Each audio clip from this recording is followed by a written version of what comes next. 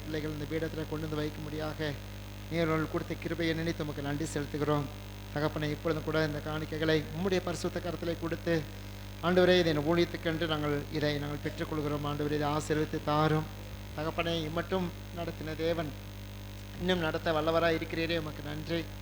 ஆண்டவரே இந்த காணிக்கையை நம்முடைய பிள்ளைகள் கடந்த வாரத்திலே கஷ்டப்பட்டு உழைத்து சம்பாதித்து ஆண்டவரே ஸ்தோத்திரம் உடைய சன்னிதானத்திலே நீர் மகிமை உம்முடைய நாம மகிமைப்பட உம்முடைய ஊழியம் சிறப்பதற்காக அவர் கொண்டு வந்து செலுத்தியிருக்க இந்த காணிக்கையை ஏற்றுக்கொண்டு அவருடைய தொழில், வியாபாரம், குடும்பம், அவருடைய ஊழியம் ஆண்டவர் எல்லாவற்றையும் நீர் ஆசீர்வதிக்க வேண்டுமான்னு ஜெபிக்கிறோம். அதுபோல் உண்டியலில் செலுத்தப்பட்ட காணிக்கைகளை கூட நம்முடைய சமூகத்தில் ஒப்புக் கொடுக்குறோம். கர்த்தாவே இந்த உண்டியல் காணிக்கையை நீர் அறிந்திருக்கிறீர். உம்முடைய பார்வைக்கு மறைவானது ஒன்றுமில்லை. நீ உம்முடைய ஆண்டவரே கரம் அதை தொட்டு நீர் ஆசீர்வதித்து சபைக்கு தாரும். இந்த காணிக்கையின் மூலிமா அவருடைய குடும்ப வாழ்க்கையில் தேவ சமாதானம் அவங்க வீட்டில் இருக்கட்டும். அவங்க குடும்பத்தை விட்டு நீங்காதபடிக்கு நம்முடைய பிரசன்னம் இருக்கட்டும். வீண் செலவுகள் வராதபடிக்கு நீர் பாதுகாத்து கொள்ளுங்க. அவங்க வீட்டில் நோய்க்கும் மற்ற தேவையில்லாத செலவுகள் வராதபடிக்கு நீர் பாதுகாத்து நம்முடைய பிள்ளைகள் ஆண்டவரே ஸ்தோத்திரம் வட்டிக்கும் ஆண்டவரே கடனுக்கும் தண்டனுக்கு விலகி இருந்து ஆண்டவரே உமக்கு சாட்சியாக நிற்க நீ கிருபை செய்ய வேணுமா ஜெபிக்கிறோம்.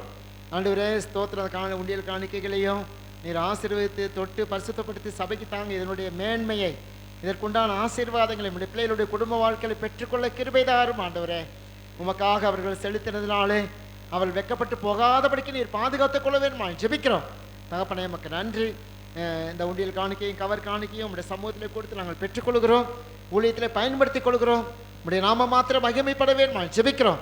ஒருவேளை எந்த தேவைகளோடு இங்கே உட்கார்ந்துருக்கார்களோ அவர்களுக்கு இந்த வாரத்தில் அவர்கள் தேவைகள் நிறைவேற வேண்டும் நான் ஜெபிக்கிறோம். அப்பா உடைய வசனத்தை கேட்க இருக்கிறோம். உடைய செவிகளை திறந்தரலும், இதயத்தை திறந்தரலும்.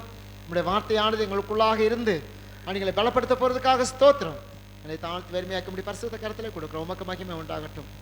இயேசு கிறிஸ்துவின் நாமத்தில் வேண்டி கொடுக்குறோம் நல்ல பிதாவே, ஆமென். கைசு உட்காருவோம்.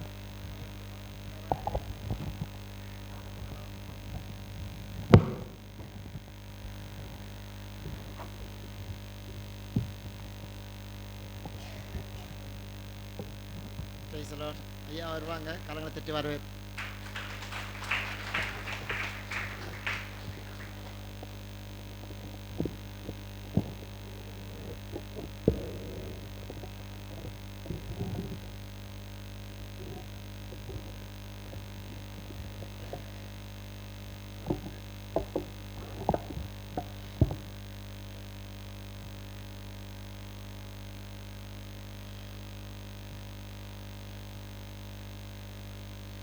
பிதா, குமாரன், பரிசுத்த ஆவியாகிய நம்முடைய திரியேக தேவனுக்கு எல்லா துதியும் எல்லா கனமும் எல்லா மகிமையும் கிருபையாய் கொடுத்த இந்த புதிய ஆண்டிலும் நம்முடைய ஜீவனின் நாட்களில் எல்லா நாளிலும் இன்றைக்கும் என்றைக்கும் எப்பொழுதும் உண்டாவதாக. ஆமேன். நம்முடைய நல்ல மேய்ப்பர் கர்த்தராகிய இயேசு கிறிஸ்துவின் இன்ப நாமத்தில் உங்கள் யாவருக்கும் இந்த காலை வணக்கங்கள். அதோடு புத்தாண்டு வாழ்த்து சொல்ல மாட்டேன். என்ன கொடுத்தீங்க புத்தாண்டு வாழ்த்து? ஒன்றும் கொடுக்காம புத்தாண்டு வாழ்த்தான். இன்றைக்கி பிரியாணியும் கிடையாதுட்டார். அப்புறம் என்ன புத்தாண்டு? நான் சாப்பிடலை. கர்த்தருக்கு மகிமை உண்டாவதாக. இவங்களுக்கு அவங்க காணிக்கை பாட்டெல்லாம் பாடினாங்க, கவனிச்சிங்க. சின்ன பிள்ளை பாடிச்சு, எல்லாம் நம்பிக்கைக்குரிய பாடல்கள். நீ கவனிச்சிருந்தீங்கன்னா நம்பிக்கையை தெரியப்படுத்துகிற பாடல்கள். அதை விசுவாச அறிக்கையாக பாடுறீங்க, அவ்வளோதான். அப்படின்னா என்னென்னா, இப்போ உங்களுக்கு சத்திய உபதேசத்தில் ஒரு கிளியரன்ஸ் கொடுக்கணும். ஆண்டு துவக்கத்தில் வருஷம் முழுவதும் ஒரு தவறான நடைமுறையில் போய்விடக்கூடாது. ஒப்புக்கொண்டு ஆவியானவர் உங்களுடைய கண்களை தெளிவிப்பாராக. உங்களுக்கு இந்த வருஷம் கொடுத்த ஒரு இது எனக்கும் கொடுத்தார், பாஸ்டர் கொடுத்தாங்க ஒரு வாக்கு தத்தா அட்டை. அங்கே இருக்கிற மூடிட்டாங்க, அது இல்லை போல். நான் வந்தவொன்னே மூடிட்டாங்க. அது என்ன வாக்கு வசனம் தெரிஞ்சவங்க சொல்லுங்கள். அப்படியா? அறியாதது எட்டாதது பெரிய காரியம். இந்த ஆண்டு துவக்கத்தில் உங்களுக்கு அமெரிக்காவில் எப்படி நடக்குன்னு தெரியுமா? பெரிய அழிமானம் தெரியுமா? உங்களுக்கு எதாவது தெரியுதா? தொலைக்காட்சியில் தளபதி தலை என்ன செய்கிறான்னு பார்த்துக்கிட்டே இருந்தா எப்படி செல்ஃபோனில் உலக லெவலில் என்ன நடந்துகிட்டு இருக்கு, பேரழிவு நடக்கிறது கவனிக்கிறீங்களா? அமெரிக்காவில் எவ்வளவு, அமெரிக்காவுடைய 2வது பெரிய நகரம் லாஸ் ஏஞ்சல்ஸ்னு, அங்கே தான் திரைப்பட நகரமே இருக்குது. அதில் ஒரு குறிப்பாக எனக்கு ரொம்ப டச்சபிளாக இருந்தது, ஒரு வாலிபன் 32 வயசு தான், நீச்சல் வீரன், 7 ஒலிம்பிக் கோல்டு மெடல் வாங்கினவர். அந்த லாஸ் ஏஞ்சல்ஸில் தான் அவர் வீடு. பெரிய பிரபலமான ஹாலிவுட் நடிகர்கள் வீடெல்லாம் இருக்குது. இப்போ அவங்கெல்லாம் எங்கே இருக்கிறாங்க? தெருவில் நிற்கிறாங்க. தெரியுது அவங்களுக்கு? அந்த 7 கோல்டு மெடல் உருகி போச்சு தீயில். அவர் வீடு எரிஞ்சு போச்சு. அதை தொலைக்காட்சியில் பார்த்தபோது எனக்கு ரொம்ப அதிர்ச்சியாக இருந்தது, கஷ்டமாக இருந்தது. நம்ம பார்த்துருக்க இதெல்லாம் எவ்வளோ மாயைன்றது நமக்கு ஒரு தெளிவு வரணும். அறியாதது 8வதுமான காரியத்தை காட்டுவார்னா, இப்போ உங்களுக்கு 1 மாடி வீடுன்னா 4 மாடியாக தருவார்லாம் எதிர்பார்க்கக்கூடாது. அந்த அர்த்தம் இல்லை. அறியாததும் 8வதுமான காரியத்தை செய்வார் அப்படின்றதுக்கு முன்னே இந்த வாக்கு தத்தத்தை நம்புறது, அதை விசுவாசித்து அனுபவமாக்கிக் கொள்றதுக்கான முறைமையை இன்னைக்கு ஆவியான் சொல்லி தருவார். ஆனால் இதுதான் வாக்கு தத்தம்னு கிடையாது. இந்த வாக்கு தத்தம் நம்முடைய பெந்தெகோஸ்தே உலகத்தில் 40 ஆண்டுகளாக தான் இருக்குது. 19ஆம் நூற்றாண்டில் உண்டான பெந்தெகோஸ்தே சபை ஒரு 1000 அநேக வருடங்கள் கழித்து ஒரு மாற்றம் இல்லாமல் அப்படியே நல்ல எழுச்சியாக எழுப்புதலோடு இருக்கும்போது திடீர்னு இந்த வாக்கு தத்த முறைமை வந்தது. ஒரு 40 ஆண்டுகளாக. நான் சிறு பிராயத்தில் வாக்கு தத்ததெல்லாம் கிடையாது, ரசிக்கப்பட்ட புதிலே இல்லை. ஆனால் ஆண்டவர் வார்த்தை கொடுத்தார், ஒவ்வொருத்தருக்கும் தனித்தனியாக கொடுப்பார். வேதத்தில் எழுதப்பட்டிருக்கு, புதிய பழைய படித்தது ஒரு 3000த்துக்கு அதிகமான ப்ராமிசஸ், வாக்கு தத்தங்கள் இருக்குது. வாக்கு கொடுக்கறது, உங்கள் வாழ்க்கையிலே வாக்கு கொடுக்கறது இருக்குது. அதை நான் நினைவுபடுத்துகிறேன், நீங்கள் சரியாக விளங்கி கொள்ளுவீங்க. இப்போ சொல்லும்போது கல்யாணம் ஆனவரை பிடிப்போம், அவரை பார்க்குறாரு, அவர் தானே கல்யாணம் ஆனவர்னு. அவர் நிறையா குட்டி போட்டவர், அவர் பிடிக்க முடியாது. இங்கே ஃப்ரெஷ்ஷாக கல்யாணம் ஆகி ஒரு குட்டி போட்டவரை பிடிப்போம். வேடு கல்யாணம் நடந்தபோது பார்த்தேன், வாக்கு கொடுத்தாரு. கல்யாணத்துக்கு நீங்களாம் வந்திருப்பீங்க. கல்யாணத்துக்கு என்ன வாக்கு கொடுத்துருப்பாரு? அருமையான அவருடைய மனைவிக்கு, மகளுக்கு வாக்கு கொடுக்கும்போது, என் ஜீவிய காலமெல்லாம் உன்னை நான் நேசிப்பேன், அப்படி தானே? அப்புறம் இன்பத்திலையும் துன்பத்திலையும், உயர்வானாலும் தாழ்வானாலும் மரணமானாலும் என் மரணம் நம்மை பிரிக்க மட்டும் உன்னை நான் நேசிப்பேன். வாக்கு கொடுத்தீங்களா? சரி. கல்யாணத்து அன்னைக்கு மகள் என்ன வாக்கு கொடுத்துருக்கோம்? கல்யாணம் ஆகட்டும், உங்களை கவனிச்சுக்கிறேன், அப்படி இல்லை, கீழ்ப்படிவேன். கல்யாணத்து அன்னைக்கு அவ்வளோ பெரிய பொய், வாக்கு தத்தன்ற பேரில் ஒரு பொய். வாக்கு கொடுத்துருவோம், ஏன்னா பிரமாணம்னு ஒன்று இருக்குல்ல. இப்போ வாக்கு தத்தத்தை அப்படி தான் எடுத்துகிட்டு பைபிள் அப்படி ஒரு வாக்கு இருக்குல்ல, எடுத்துக்கிறோம். உங்களுக்கு ஒரு வாக்கு இப்படி இருந்தது, சில இடங்களில் ஒரு வாக்கு. அப்போ கல்யாணத்தன்னைக்கு ஒரு வாக்கு கொடுத்தேன், கீழ்ப்படிவேன். இப்போ கல்யாணம் ஆகி ஒரு குழந்தையும் பிறந்துருச்சு. இப்போ எத்தனை வருஷம் ஆகுது? 5 வருஷம். 5 வருஷமாக கீழ்ப்படிஞ்சதா? பொய் சொல்லக்கூடாது. சரி, அது ஏன் ஏன்ட்ட கேட்குறீங்க? அங்கேயே கேட்டுக்கோங்க. வீட்டுக்குள்ளே நான் போகணுன்றாரு. வீட்டுக்கு போகணும் தான். நீங்கள் அன்பாக இருந்தீங்களா? அன்பு எப்பயாவது குறையப்பட்டீங்களா? நல்லா புரிஞ்சுக்க, எதுக்கு இந்த உதாரணத்தை சொல்கிறேன்னு புரிஞ்சுக்கோங்க. அப்படின்னா என்ன அர்த்தம்? நான் அன்பாக இருப்பேன் ஜனவர், வேலை திடீர்னு மாறுறாரு, சூழ்நிலை வருது, அன்பு குறைவு வருது, கீழ்ப்படுதல் மாறுது, பிரச்சனை வருது. அது அப்படியே இருக்கட்டும், அந்த காரியம் இருக்கட்டும். ஆனாலும் சில நேரங்களில் கொஞ்சம் தூரமாக பிரிஞ்சு இருக்கிறோம், சில நேரத்தில் ஒப்புரவாயிக்கிறோம், சமாதானம் ஆகிடுறோம், ஒருத்தருக்கு ஒருத்தர் மன்னித்து அதை புதுப்பிச்சுக்கிறோம். நல்லது. சிலருக்கு ரொம்ப இப்போ உள்ள காலகட்டத்திலாம் பெரிய டைவர்ஸ் கேஸ் எல்லாம் போகுது, புரிந்து கொள்ளாததுனால. கொடுத்த வாக்கு, அந்த வாக்கை மாறிட்டோமே. வாக்கு தேவ சன்னிதானத்தில் கொடுக்குறோம், ஆண்டவருக்கு முன்பாக இப்படிலாம் இருப்பேன்னு. சரி, பிறகு கல்யாணம் ஆன கொஞ்ச நாளில் பசுமையாக அந்த வார்த்தையில் உண்மையாக இருந்திருப்போம். காலம் செல்ல செல்ல அந்த வாக்கு மாறும், அதை காப்பாற்ற முடியாது. உடனே என்ன ஆகும் தெரியுமா? அந்த வாக்கு ஒருவேளை வாக்கு கொடுத்தத இப்போ ஒரு சின்ன மன வருத்தம் வருது, என்னங்க இப்படி வந்தவொடனே இப்படி எரிஞ்சு விழுந்து என் மேலே கோபமாக இருக்க, கையெல்லாம் நீட்ட பார்க்குறீங்களே, படகு ஓட்டுற துடுப்பு வச்சு கடலில் நீட்டுங்க, இங்கே நீட்டாதீங்க, அப்புறம் என் பிரமாணத்தை நான் மீறுவேன். இப்போ என்ன வருதுன்னா, அன்பாக இருப்பேன்னு சொன்னீங்களே, மாறிட்டீங்களே, வாக்கு தவறிட்டோன்னு சுட்டி காட்டப்படுது. அந்த மகளும் அப்படி தான், கீழ்ப்படிவேன்னு சொன்ன வாக்கு மாறிட்டோம். அப்போ என்ன செய்யலாம்? தினந்தோறும் காலையில் எழுந்திரிச்ச உடனே என்கிட்ட அன்பாக இருப்பீங்களா? இவர் இன்றைக்கி கீழ்ப்படிவியா? எந்திரிச்ச உடனே கீழ்ப்படிவேன்னு கல்யாணத்தன்னைக்கு சொன்னேன், நான் பிறகு யார் கீழ்ப்படிய போகிறேன்? கீழ்ப்படுகிறேன். கீழ்ப்படிஞ்சதுக்கான அடையாளமே இல்லையே. எந்திரிச்சு இவ்வளோ நேரம் ஆச்சு, ஒரு காப்பி தண்ணியை காணும். காப்பியில் உப்பு போட்டு தான் கொடுப்பேன், சமயத்தில் சர்க்கரைக்கு மறந்து போய் அந்த காப்பியை கூட காணும். என்ன கீழ்ப்படிதல்? மாறுது. இது எல்லா வீடுகளும் நடக்குது. நான் உதாரணத்துக்கு வேறு சொல்கிறேன், நீங்கள் நல்ல யோசனை பண்ணி பாருங்கள், எவ்வளோ காரியங்கள் மாறுபடுதுன்னு பாருங்கள். அப்போ வாக்கு, மனிதன் கொடுக்குற வாக்கு தேவ சன்னிதானத்தில் கொடுத்தா கூட மனிதன் மாறி விடுகிறோம். மல்கியாவில் படிக்கிறோம், எபிரேயர் 13 படிக்கிறோம், இயேசு கிறிஸ்து நேற்று மீண்டும் மாறாதவர். அவர் மாற மாட்டார். அவர் வாக்கு கொடுத்தா வாக்கு கொடுத்தது தான், அதை நிறைவேற்றாமல் தீர மாட்டார். ஆனால் அது என் வாழ்க்கையில் பழிக்கணுமே, அங்கே தானே விஷயம் வருது. இப்போது நிறைய பேர் தீர்க்க தரிசனம் சொல்கிறாங்க, தொலைக்காட்சியில் பத்திரிகையிலலாம் பார்ப்பீங்க.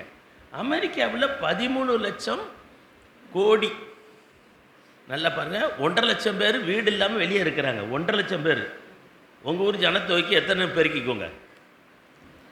பாண்டிச்சேரியில் 13 லட்சம், அது 1.5 லட்சம் ஜனங்க. யார்? சாதாரண இல்லை, பெரிய பெரிய கோடீஸ்வரங்க. பிரம்மாண்ட அந்த ஊர் லாஸ் ஏஞ்சல்ஸ்னால பிரம்மாண்டமான கட்டடங்கள். அப்படி ஒரு கட்டடம் இங்கே நம்ம பக்கம் பார்க்க முடியாது. செழிப்பான ஒரு இடம் இன்றைக்கி கட்டாந்தரையாக இருக்குது, காட்டுத்தீ. அது என்ன தேவ கோபாக்கினியாக இருக்குமோ? பாவம். அவங்க அமெரிக்காவில் உள்ள ஒரு பழக்கம், நமக்கு அந்த பழக்கம்லாம் குறைஞ்சி போச்சு, இந்த நன்றி சொல்கிறது. அவங்க சின்னதாக ஒரு பேரில் தேங்க்ஸ் டு காட் அப்படின்வாங்க, கடவுளுக்கு நன்றின்வாங்க. அவங்க ஜனாதிபதியாக இருக்கட்டும், சாதாரண பிரஜையாக இருக்கட்டும், ஒரு சின்ன கடையில் ஒரு பொருள் வாங்கினா கூட அவங்களுக்கு நன்றி சொல்லுவாங்க, கடவுளுக்கு நன்றி சொல்கிற பழக்கம் இருந்தது. கடந்த தலைமுறையிலேருந்து அது இல்லை. இப்போது விஞ்ஞான வளர்ச்சியில் விஞ்ஞானத்தை நம்பினாங்க. நாங்கள் இயற்கையில் எங்களுக்கு கீழே, காலு கீழேன்னாங்க. இப்போ விஞ்ஞானம் அதனுடைய ரூபத்தை காட்ட தொடங்கிருச்சு. அப்போது 1.5 லட்சம் பேர் வீடு இல்லாமல் வெளியே இருக்கிறாங்க. நிறைய பேர் இறந்துட்டாங்க தீயில் கருகி, தெருவில் நிற்கிறாங்க. அதுதான் ரொம்ப பயங்கரமாக இருக்குது. நீங்கள் இப்போ உங்களுக்கு கூட ஒரு டூர் வச்சுருக்கிறாங்க பாஸ்டர். என்ன சுற்றுலா?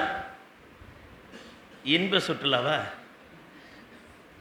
நிறைய எதுக்கு இன்ப சுற்றுலான்னா, அந்த இப்போ தான் புயல் அடித்தது, அந்த பகுதியெல்லாம் ரொம்ப பாதிக்கப்பட்ட இடம். திருநெல்வேலி, கன்னியாகுமரியெல்லாம் அதிகமாக, நம்மளை விட அதிகம் தான் அவங்களுக்கு தான். இந்த தென்மேற்கு பருவமழையும் சரி, நமக்கு வந்த வடகிழக்கு பருவமழை இன்னும் முடியலைன்றாங்க. அப்படியெல்லாம் பேர் அழிவை உண்டாக்குச்சு. சமயத்தில் ஒரு புயல் வந்துட்டு போச்சு. என்ன புயல்? அதுக்கு காசு வாங்கியாச்சா?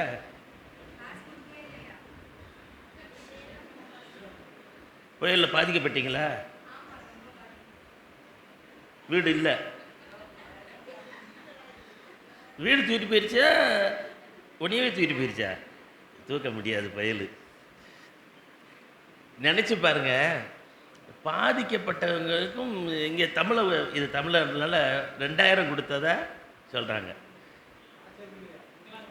காசா கொடுக்கலையா? ஏன்? அப்படி கொடுத்துட்டாங்களா? அங்கே பாண்டிச்சேரியில் 5000 ரூபா கொடுத்தாங்க. அது நான் அப்படி ஒரு புயல் போனதே எனக்கு தெரியாது, வீட்டுக்குள்ளே இருக்கேன். எனக்கு அக்கௌண்ட்டில் 5000 ரூபா விழுகுது. வாங்காமல் இருக்க முடியாது, கணக்கில் விழுதுருது. நான் கேட்கலை, வாங்கி ஊழியத்துக்கு கொடுத்துட்டேன், மிஷனரி ஸ்தாபனத்துக்கு கொடுத்துட்டேன். நான் பாதிக்கப்படலையே. நீங்கள் அப்படி செய்யுங்க, உங்களுக்கு கொடுப்பாங்க. இப்போ டூர் போகிறீங்களே, அதில் வாங்கினவங்க அந்த காசு வச்சுருப்பீங்களா? ஏதாவது ஒரு 1000 ரூபா தானே கேட்குறாங்க. பாதிக்கப்பட்ட இடத்தெல்லாம் போய் பார்த்துட்டு வாங்க. அது விதவிதமான கலாச்சாரம், விதவிதமான சாப்பாடு, அப்புறம் விதவிதமான அனுபவம். ஏன்னா நான் அந்த பகுதியில் இருந்திருக்கிறேன். நாகர்கோவில் தாண்டி கன்னியாகுமரி, திருவனந்தபுரம், அப்புறம் எர்ணாகுளம் வரைக்கும் இருந்திருக்கிறேன் பேங்க் வேலையாக. அதனால் எனக்கு தெரியும் அந்த பகுதி. சைவம் கிடைக்காது, மற்றபடி அசைவம் நல்லா கிடைக்கும். வித்தியாசமான அனுபவங்கள். எனக்கு ரொம்ப பிடிச்ச ஊர் கேரளா, வயநாடுன்றது. அதுவே அழிஞ்சு போச்சு. நான் எப்போ ஆசைப்பட்டேன்னா அந்த ஊர் இல்லை இப்போ. அது அவங்களுடைய புயலில் அழிஞ்சு போச்சு. அந்த அந்த இயற்கை வளம் கண்காண அழிஞ்சது. எதிர்பாராமல் மலைச்சரிவு. நம்ம ஊரில் கூட ஊட்டி கொடைக்கானல் கூட அது சரிவுகள் வருது. கடவுள் நம்பிக்கை உள்ள திருவண்ணாமலையில் சரிவு வருது. அமெரிக்காவில் கடவுள் நம்பிக்கை இல்லை, பாவ பெருக்கம். அதனால் இந்த தண்டனையோ அப்படின்னு நினைக்கிறீங்கன்னா எனக்கு தெரியாது. ஆனால் ஒன்று தெரிஞ்சுக்கோங்க, நமக்கு இது எச்சரிப்பு உண்டாக ஒரு பாடம். லூக்கா 13ஆம் அதிகாரத்தில் சொல்லிட்டு வாக்கு தத்துவத்தை நம்ம பார்க்குறேன். அதில் இயேசு ஆண்டவர் ஒரு காரியத்தை பேசுவார், உண்மையான சம்பவத்தை பேசுவார். அந்த வார்த்தை எவ்வளோ ஒரு அற்புதமான காரியம். அதை வாசிக்க கேளுங்க. பிரபாதி அம்மா மகளே படிங்க, 13ஆம் அதிகாரம் 1வது வசனத்துலேருந்து.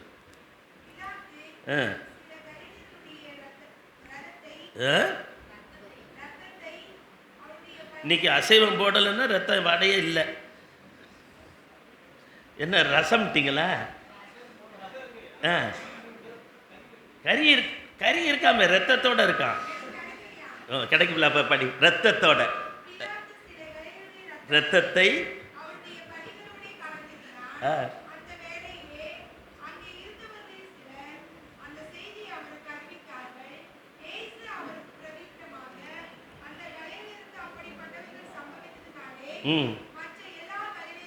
மற்ற கலிலேரை பார்க்கிலும்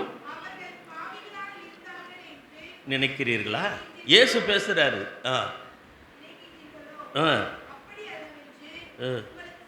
சொல்லுகிறேன். ஒரு சம்பவம், ஒரு சம்பவம். அப்புறம் 2வது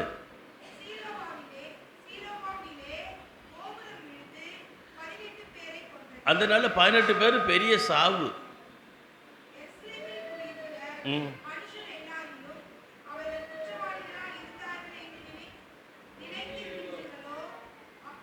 அப்படி இல்லை.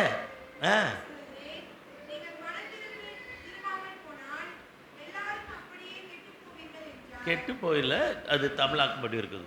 பெரிஸ் அழிந்து போவீர்கள், அப்படி திருத்திக்கோங்க தமிழில். போதும் போதும், அவ்வளோதான். 2 சம்பவத்தை இயேசு பேசுகிறாரு. பிலாத்து கலீலுடைய ரத்தத்தை பழிகளோட, தேவாலயத்தினுடைய பழிகளோட அந்த ஜனங்கள், புறஜாதி ஜனங்களுடைய ரத்தத்தை கலந்துட்டாராம், தீட்டுப்படுத்திட்டார். அதனால் அவங்கெல்லாம் பாவியா? அந்த கலிலேயர். சிலவம் கோபுரம் ஒரு 18 பேர் அது இடிஞ்சு விழுந்து செத்துருக்கிறாங்க. அதனால் 18 பேருன்றது பெரிய தொகை எண்ணிக்கை.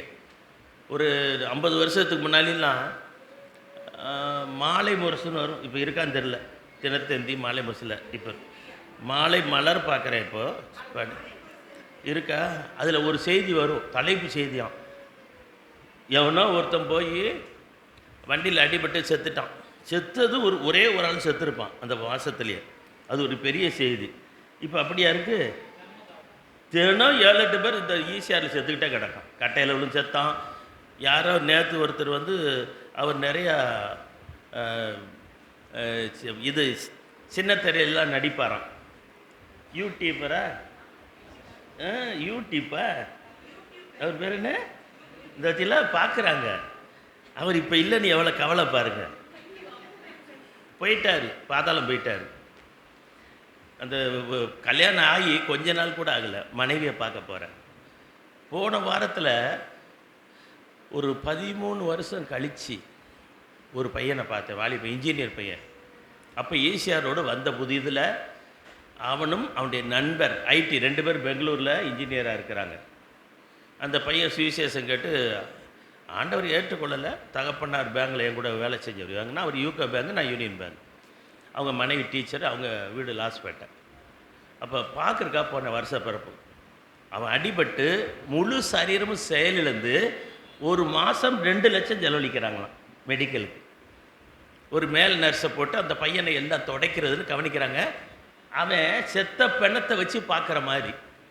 அப்படி உள்ள பையன் இல்லை, மிக அறிவான பையன், அழகான பையன். நான் பார்க்கும்போது பைபிளை ஏடா கூடமாக என்கிட்ட கேள்வி கேட்பான், பதில் சொல்ல முடியாது. ஏய் நான் கொஞ்சம் பொறுத்து இருந்தால் நல்ல ஜெபக்கூடத்துக்கு வருவான் தவறாமல். அவங்க அண்ணன் ஒரு அமெரிக்காவுக்கு போயிட்டான் டாக்டராக. இப்போ இங்கேயே வந்துட்டான். தம்பி இப்படி ஆகிட்டேன்னா செட்டில் ஆகிட்டாங்க. வீட்டில் தம்பியை பார்க்குற நிலைமைக்கு டாக்டர். அவன் இதே ஈசாவில் அடிபட்டு அவன் அப்படி கோமாலாகி இப்போ உடல் இதுக்கு மேலே தான் ஆள் இருக்குது. இதுக்கப்புறம் ஒன்றும் செயல் இல்லை. அவன் ரூம்குள்ளே யாரும் விட மாட்டாங்க, இன்ஃபெக்ஷன் ஆகிடுன்னு. ஆனால் அவன் கூட போன நண்பன், பின்னால் போனவன், அவன் அந்த ஸ்பாட்லேயே செத்துட்டான். அவனுடைய மனைவி பாண்டிச்சேரியில் இருக்குது. கணவன் இறந்து கல்யாணம் ஆயிருந்தா புதியது. கல்யாணம் ஆன சில நாளுக்குள்ள விதவை. எதிர்பார்த்துருப்பாங்களா? இப்போ சர்வசாதாரணமாக சாவு. அப்போ தீர்க்க தரிசனத்தில் இவ்வளோ பெரிய அழிவு வந்திருக்க, பெரிய பெரிய தொலைக்காட்சி தீர்க்க தரிசிகள் சொல்லணும்ல, அமெரிக்காவில் இப்படி நடக்க போகுதுன்னு சொல்லணும்ல. எதையோ சொல்கிறாங்கல்ல. காக்கா உட்கிற பணம்பழம் விழுந்த கதை மாதிரி சொல்லக்கூடாது. ஒரு தீர்க்க தரிசனம் என்பது ஆவியாண்ட ஏவுதலாக இருக்கணும். அதில் வாக்கு தத்தம் அதுதான் முக்கியம். இப்போ வாக்கு, கல்யாணம் கொடுத்த வாக்கை தினந்தோறும் கேட்க மாட்டோம். நீ எனக்கு உண்மையாக இருப்பியா, உத்தமையாக இருப்பியா, நீ எனக்கு கீழ்ப்படிவியா, நீ என்கிட்ட அன்பாக இருப்பியா, இல்லை வேறு ரகசிய வாழ்க்கை வச்சுக்கிருவியா, கேட்க மாட்டோம். வாழ தொடங்கிடுவோம். அந்த எடுத்த தீர்மானத்தில் போராட்டம் இருக்கும், அதில் தோல்வி வரும், திருப்பி மன்னித்து மறந்து ஒப்புரவாகி வாழ தொடங்கிடுவோம். இதுதான் வாழ்க்கை. ஆண்டோடைய வார்த்தை மாறாது, ஆனால் மனுஷர் மாறுவோம். நாம ஏன் ஆண்டை விட்டு வாக்கு கேட்கணும்? இப்போ சொல்லுங்கள், வாக்கு மாறாதவற்றை ஏன் வாக்கு கேட்கணும்? மனுஷர்கிட்ட கேட்கணும். கல்யாணத்தானே கேட்குறீங்க, உங்கள் மனைவிட்ட கேட்டிருப்பீங்க கீழ்ப்படிவியான்னு. அன்னைக்கு கேட்டது தான், அது வேறு விஷயம். யோசனை பண்ணி பாருங்கள். இப்போது சில காரியங்களை வாக்க வேதத்திலேருந்து சொல்கிறேன் பாருங்கள். நீங்கள் என்ன நினைக்கிறீங்கன்னா, இதுவரை எப்படி நடத்தினாரோ காணிக்கப்பட்டு சொல்லுங்க. என்னங்க பாடகிற சொல்லுங்க. இதுவரை இது அதுக்கு என்ன பேர்? எபினேசரா? இதுவரை நடத்தினாராம். இனி அவர் பேர் என்ன? என்னதான் பாட்டு பாட்டுங்க கருத்தோட தூக்கச்சோட பாடியிருக்கீங்க. யெகோவா ஈரு, இம்மானுவேலரு, அப்புறம் முருகனே, பிள்ளையாரன்னு எதை பாடியிருப்பீங்க. இருக்கட்டுங்க, அவர் பேர் அப்படி தான். இம்மானுவேல்னா தேவன் நம்மோடு. முடிஞ்சு போச்சா? வாக்கு மாறுவாரா கர்த்தர்? பெரிய வாக்கு கேட்குறீங்க. இப்போ நான் திருப்பி வரேன். யோசுவா புஸ்தகம் 1ஆம் அதிகாரம் இந்த 8ஆம் வசனத்தினுடைய கடைசி பகுதி. வசனத்தை உடைச்சி தான் படிக்கணும். இதில் நம்ம வசதிக்காக எழுதி வச்சிருக்கு, அப்படியே படிக்கணும் கிடையாது. தேவையானதை எடுத்துக்கிடலாம். இலையில் வச்சதெல்லாம் சாப்பிட முடியாது. அந்த பாருங்க, அப்பொழுது வாய்க்க பண்ணுவாய்,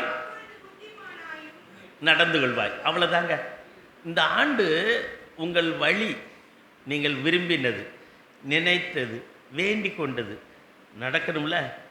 கடந்த வருஷம் நடந்ததா நினச்சது இல்லைல்ல. அப்போ வருஷந்தோறும் வாக்கு தத்தம் வாங்குறீங்களா ஒரு அட்டை மாதிரி. அது நடந்திருக்கா யோசிக்கிறது இல்லை. மாதம் அதை தூக்கிட்டே திரிவோம், அப்புறம் போட்டுருவோம் எங்கேயாவது. வச்சுருக்கீங்களா? போன வருஷம் என்ன வாக்கு தத்தம்? என்னது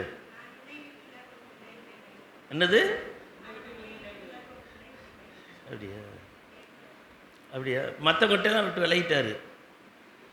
வாக்குன்றது நல்லா புரிஞ்சுக்கோங்க. ப்ராமிஸ் என்பது, வாக்கு தத்தம் என்பது ஒரு நிபந்தனையோடு இருக்கும். இப்போ என்ன வாக்கு தத்தம்னா, இவர் சொல்கிறார், வாக்கு கொடுக்குறாரு, நீ செய்ததெல்லாம் வாய்க்கும். இனி கல்யாணம் ஆக போகிற மாப்பிள்ளையும் இருக்காருங்க, அவர் நினச்சது நடக்கும். கல்யாணத்தை என்னைக்கு நடக்க போதோ அன்றைய கல்யாணம் நடக்க போகுது. கல்யாணம் ஆனவங்களுக்கு கடன் பிரச்சனை இருக்குது, வியாதி இருக்குது, அதெல்லாம் நீங்கி வளமான வாழ்க்கை வாழணும்னு ஆசைப்பட்டு ஜெபிக்கி தேவ சமூகத்துக்கு வரோம். 2024 தான் கண்ணீர் கம்பளயமாக போச்சு, 25ஆம் ஆண்டாவதுலையும் நமக்கு நல்லா இருக்குமா அப்படின்னு நம்ம நினச்சி தேவ சமூகத்துக்கு வந்திருக்கோம். புத்தாண்டுக்கெல்லாம் வந்திருப்பீங்க, வாட்ச் நைட் சர்வீஸ் வந்திருப்பீங்க. வார்த்தை வாங்குவீங்க, வாக்கு கிடையாது. ஆங்கில காலண்டர் தான் மாறி இருக்க ஒழிய தேவன் மாறலை, நாமும் மாறலை. 2025 1ஆம் அப்புறம் வேறு மாதிரி ஆயிட்டீங்க. பழைய ட்ரெஸ்லாம் அங்கே எரிச்சிட்டிங்களா? அதே ட்ரெஸ் போட்டு வரீங்களா? அப்புறம் என்ன வருது? அதே தலை, அதே கண், அதே மூக்கு, ஒன்றும் மாறலை. கூட்டத்துக்கு வர்றதுலேயும் மாறலை. எப்படி? மனம் போல. ஆனால் கர்த்தர் வாக்கு கொடுக்கணும், நம்ம செய்தது நடக்கணும். நான் செய்தது வாய்க்கணும்னா கர்த்தர் ஒரே ஒரு காரியத்தை சொல்லியிருக்காரு. இப்போ அந்த 8ஆம் வசனத்தை முழுவதும் படிங்க. எங்கே இருக்குது? தூக்கி காட்டுமா? இந்த பாருங்க, இதான் நியாயப்பிரமாண புஸ்தகமா? சரி. வாயை விட்டு பிரியக்கூடாதா? சரி.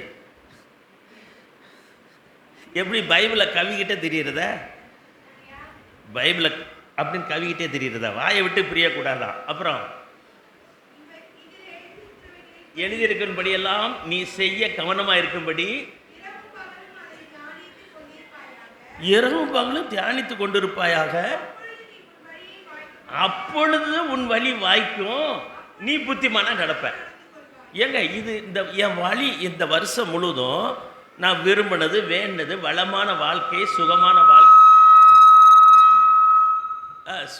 வாழ்க்கை, இதெல்லாம் எனக்கு கிடைக்கணும்னா என்ன செய்யணும்னு போட்டிருக்கு?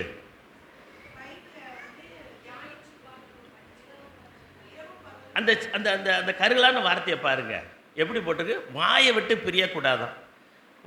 2 பகுதி இருக்கு மனிதன்கிட்ட, 3 பகுதியாக இருக்கும்: ஆவி, ஆத்மா, சரீரம்.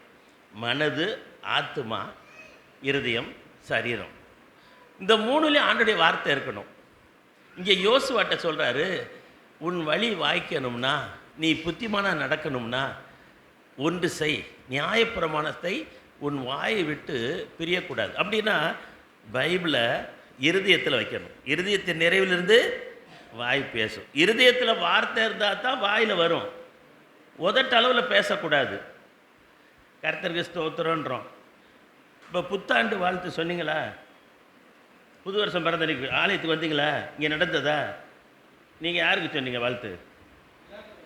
எல்லாருக்கும், வீட்டம்மாவை தவிர. அவங்ககிட்ட தான் சண்டை போட்டு வந்திருக்காரு. எல்லாருக்கும் சொல்லியிருக்கணும். சரி, என்ன சொல்லியிருப்பீங்க? ப்ராஸ்பரஸ் ஹாப்பி நியூ இயர், வளமான புத்தாண்டு இருந்துச்சா? இன்னும் அந்த 2000 வரலன்னு கவலையோட உட்காந்துருக்காங்களே. இப்போ என்ன வளமான ஆண்டு உங்களுக்கு வந்துருச்சா? இல்லை. நிறைய விஷயம் நம்ம நினச்சது நடக்கலை, வேண்டி கொண்டது நிறைவேறல. அப்புறம் என்னங்க வளமான நீங்கள் நல்லா இருங்க சொன்னால் நல்லா இருந்துருவோமா? இந்த வாயில் மோடி மாதிரி வடை சுடாதீங்க, காசை கொடுத்துட்டு பேசுங்க. ஸ்டாலின் ஐயா 2000 ரூபாய் கொடுத்துட்டு எங்களுக்கு பொங்கல் வாழ்த்து சொல்லுங்கள். ஒன்றும் கொடுக்காம சொல்லாதீங்க. 1000 வந்துச்சா? இல்லை, அது என்னன்னு தெரியல, உங்களுக்கு பாதிப்பு இல்லைன்னு நினைக்கிறேன். பாதிப்பு இல்லை. சரி, 1000 ரூபா கொடுக்கல தானே? இப்போ நான் சட்டப்படி கேட்குறேன். இவ்வளோ சவுண்டு விட்றீங்கல்ல, வரி கட்டுறீங்க கவர்மெண்ட்டுக்கு. என்ன வரி கட்டுறீங்க? கோயில் வரியா? தொழில் வரியா? வருஷத்துக்கு எவ்வளவு? ஒழுங்காக பயன்படுத்துகிற எலக்ட்ரிக் பில்லே கட்டுறதில்ல, தொழில் வரியை கட்டுறாங்களாம். கேட்டுட்டீங்களா? இல்லைன்னா பீஸை பிடிங்கிடுவாங்க. அது நீங்கள் பயன்படுத்துறதுக்குள்ள வரி. அரசாங்கத்துக்கு வரி கொடுத்தாதான் நமக்கு அவங்க இந்த மாதிரி பொதுநல காரியங்களை செய்ய முடியும். அவங்க எங்கேருந்து எடுத்து கொடுப்பாங்க? ஆகாப் ராஜா சொல்கிறாரு, நான் எதுலேருந்து எடுத்து கொடுக்க முடியும்? ராஜாவாக இருந்தாலும் கர்த்தரே அடைச்சி வச்சிருக்கிறாரு, தரித்திரத்தை தேசத்தில் பஞ்சத்தை வச்சிருக்கிறாரு அப்படின்றாரு. வேதத்தில் ஒரு பகுதி வருது, எலியா ராஜா காலத்தில் நடந்தது, எலியா தீர்க்கதரிசி காலத்தில். அது மாதிரி நாம் கொடுத்தா தான் நமக்கு வரும். சட்டப்பையில் சம்பளம் வாங்கி போட்டால் தானே காசு எழுந்து எடுத்து கொடுக்க முடியும். போடாமல் எப்படி வரும்? அது மாதிரி கர்த்தருடைய வார்த்தையை இருதயத்தில் போடணும். ரெண்டாவது மனதில் வைக்கணும். மனதில் வைக்கிறது தான் இரவும் பகலும் தியானம். பைபிளை இரவும் பகலும் படிக்கிறவங்க யாராவது இருக்கீங்களா? யாருமே கிடையாது. நான் படிக்க முடியாது. ஆனால் தியானிக்கலாம்ல. தியானிக்கிறது வேற, படிக்கிறது வேற. இயேசு ஆண்டவர் ஒரு வாலிபன்ட்ட கேட்பார். மார்க்லேயும் இருக்குது, லூக்காவிலையும் இருக்குது. அந்த வாலிபன் ஒரு நல்ல வேத பண்டிதன், நல்ல வேதம் கற்றவன். அவன் சொல்கிறான், அவன் கேட்குறான். என்ன வார்த்தை கேட்குறான்? ஆண்டவரே, நித்திய ஜீவனடைய என்ன என்ன செய்யணும்? கற்பனையெல்லாம் கைக்கொள்ளு. எல்லாம் கைக்கொள்கிறேன்.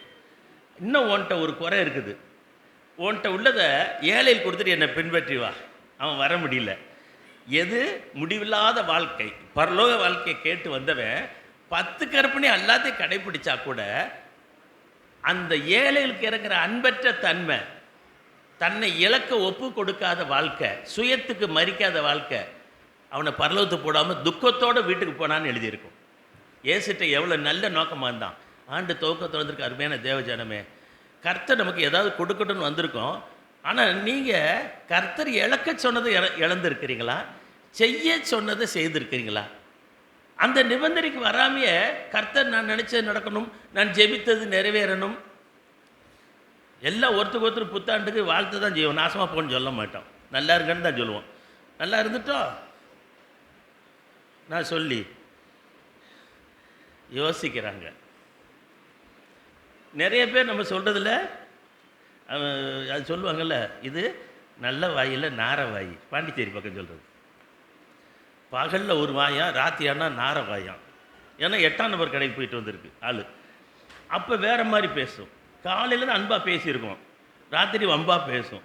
ஏன்னு கேட்டால் சரக்கு உள்ளே போயிடுச்சுன்னா வேற ஆள் ஆயிடுவார். அப்போ வார்த்தை மனுஷர் மாறுறோம், கர்த்தர் மாற மாட்டார். இப்போ இந்த காரியங்களை பார்க்கும்போது 2-3 வசனங்களை சொல்லிவிட்டு இந்த பகுதியை எப்படி நாம் பெற்றுக்கொள்கிறதுன்னு ஆவியான சொல்லித்தர பாடத்தை நம்ம கேட்போம். ரொம்ப இந்த ஆண்டில் ஒரு வளமான வாழ்க்கை. எப்படிங்க அமெரிக்க அளவில் பெரிய அழிவு, எங்கே பார்த்தாலும் வெள்ளக்காடு, இந்தோனேசியாவில் பூமி எதிர்ச்சி, ஜப்பானில் நில அதிர்வு, கட்டடங்கள் சரிஞ்சிருச்சு. முந்தா நாள் இயற்கை எங்கெல்லாம் சுற்றி அழிஞ்சிட்டு, நம்ம இந்தியாவில் குறிப்பாக இந்த பகுதியில் ஒன்று காணும். தென் தமிழகத்தில் சில அழிமானங்கள். இன்னும் கொஞ்ச நாளில் மெரினா பீச்சே இருக்காதுன்னு சொல்கிறாங்களே. எப்படி 50 ஆண்டுக்குள்ளே கடப்பாக்கம் இருக்குமா? கேள்வி இருக்குது. நமக்கு முன்னால் பல கேள்விகள் இருக்குது. என்ன அழிவு வந்தாலும் நீங்கள் மட்டும் காக்கப்படுவதற்கு கர்த்தர் ஒரு உத்தரவாதம் தராரு. நீங்கள் செய்ய வேண்டியதையும் செய்து இருக்க வேண்டிய இடத்துல இருந்தால் முழு உலகத்திலும் 99% அழிவு நடந்தாலும் 1% நீங்கள் காக்கப்பட முடியும். நீங்கள் எப்படி நம்ப போகிறீங்க பாருங்கள், விஷயத்தை பாருங்கள். இப்போது ஒரு வசனம், ஏசாயா 44ஆம் அதிகாரம். அதில் கர்த்தர் ஒரு வாக்கு கொடுக்குறார். 21 படிங்க. யாரு? இவைகளை நினை. 44:21. நீ என் தாசன், தாசன், நீ என்னால் மறக்கப்படுவதில்லை. பாருங்க, இந்த வார்த்தை என்ன சொல்லுது பாருங்க. இஸ்ரவேலே இவைகளை நினை. யாக்கோபே இஸ்ரவேலே. யாக்கோபு சொன்னால் என்னுடைய பழைய வாழ்க்கை. என் பழைய வாழ்க்கை எப்படி சொல்கிறது? நம்ம பாசையில் சொன்னால், செல்வராஜ் ஒரு திருட்டு பயமில்லை. எங்கள் அப்பா ஒரு திருட, நான் மெகா திருடன். எங்கள் அப்பா போலீஸ் டிபார்ட்மெண்ட்டில் லஞ்சம் வாங்கி தொப்பியில் கொண்டு வருவார், நான் பள்ளிக்கூடத்தில் திருடன். உடஞ்ச பிளேடு முதற்கொண்டு திருடிட்டு வருவேன். அப்படி தான் படித்தது. வீட்டுக்குள்ளேயே திருட இருக்கிறேன். 71 தான் கர்த்தர் பிடிச்சார். அது வரைக்கும் என்னை திருத்தலை. எங்கள் அப்பா 86 வயசில் தான் ரசிக்கப்பட்டு திருந்தினார். ஆனால் அதனால் என் பழைய பேர் யாக்கோபு. யாக்கோபுன்னு என்ன அர்த்தம்? எத்தன். ஆமாம், நீங்கள் ஆதியாமத்தில் படித்த யாக்கோபு எல்லா ஆசீர்வாதத்தையும் பெற்றுக்கொண்டுட்டார். ஆனால் மனசில் சமாதானம் இல்லை, மனதிலையும் இருதயத்திலும் நிம்மதி இல்லை. அவர் இருதயத்தில் விரும்பினதெல்லாம் மாமனார் வீட்டில் வஞ்சனையாக கொண்டு வந்துட்டார். 2 பரிவாரத்தோடு அந்த ஒரு பாட்டு வேறு பாடுவீங்கல்ல, என்ன? வெறுங்கையா போனேன் குழம்பு கரண்டியோட வந்தேன், அப்படியா சொல்லுவீங்க? என்ன பாட்டு பாடுவீங்க? வெறுங்கையா போனேன் புறங்கையை நக்கிட்டு வந்தேனே. என்ன பாட்டு பாடுவீங்க? அப்படியே அது ரெண்டு பரிவாரம் என்ன அர்த்தம் தெரியாதா?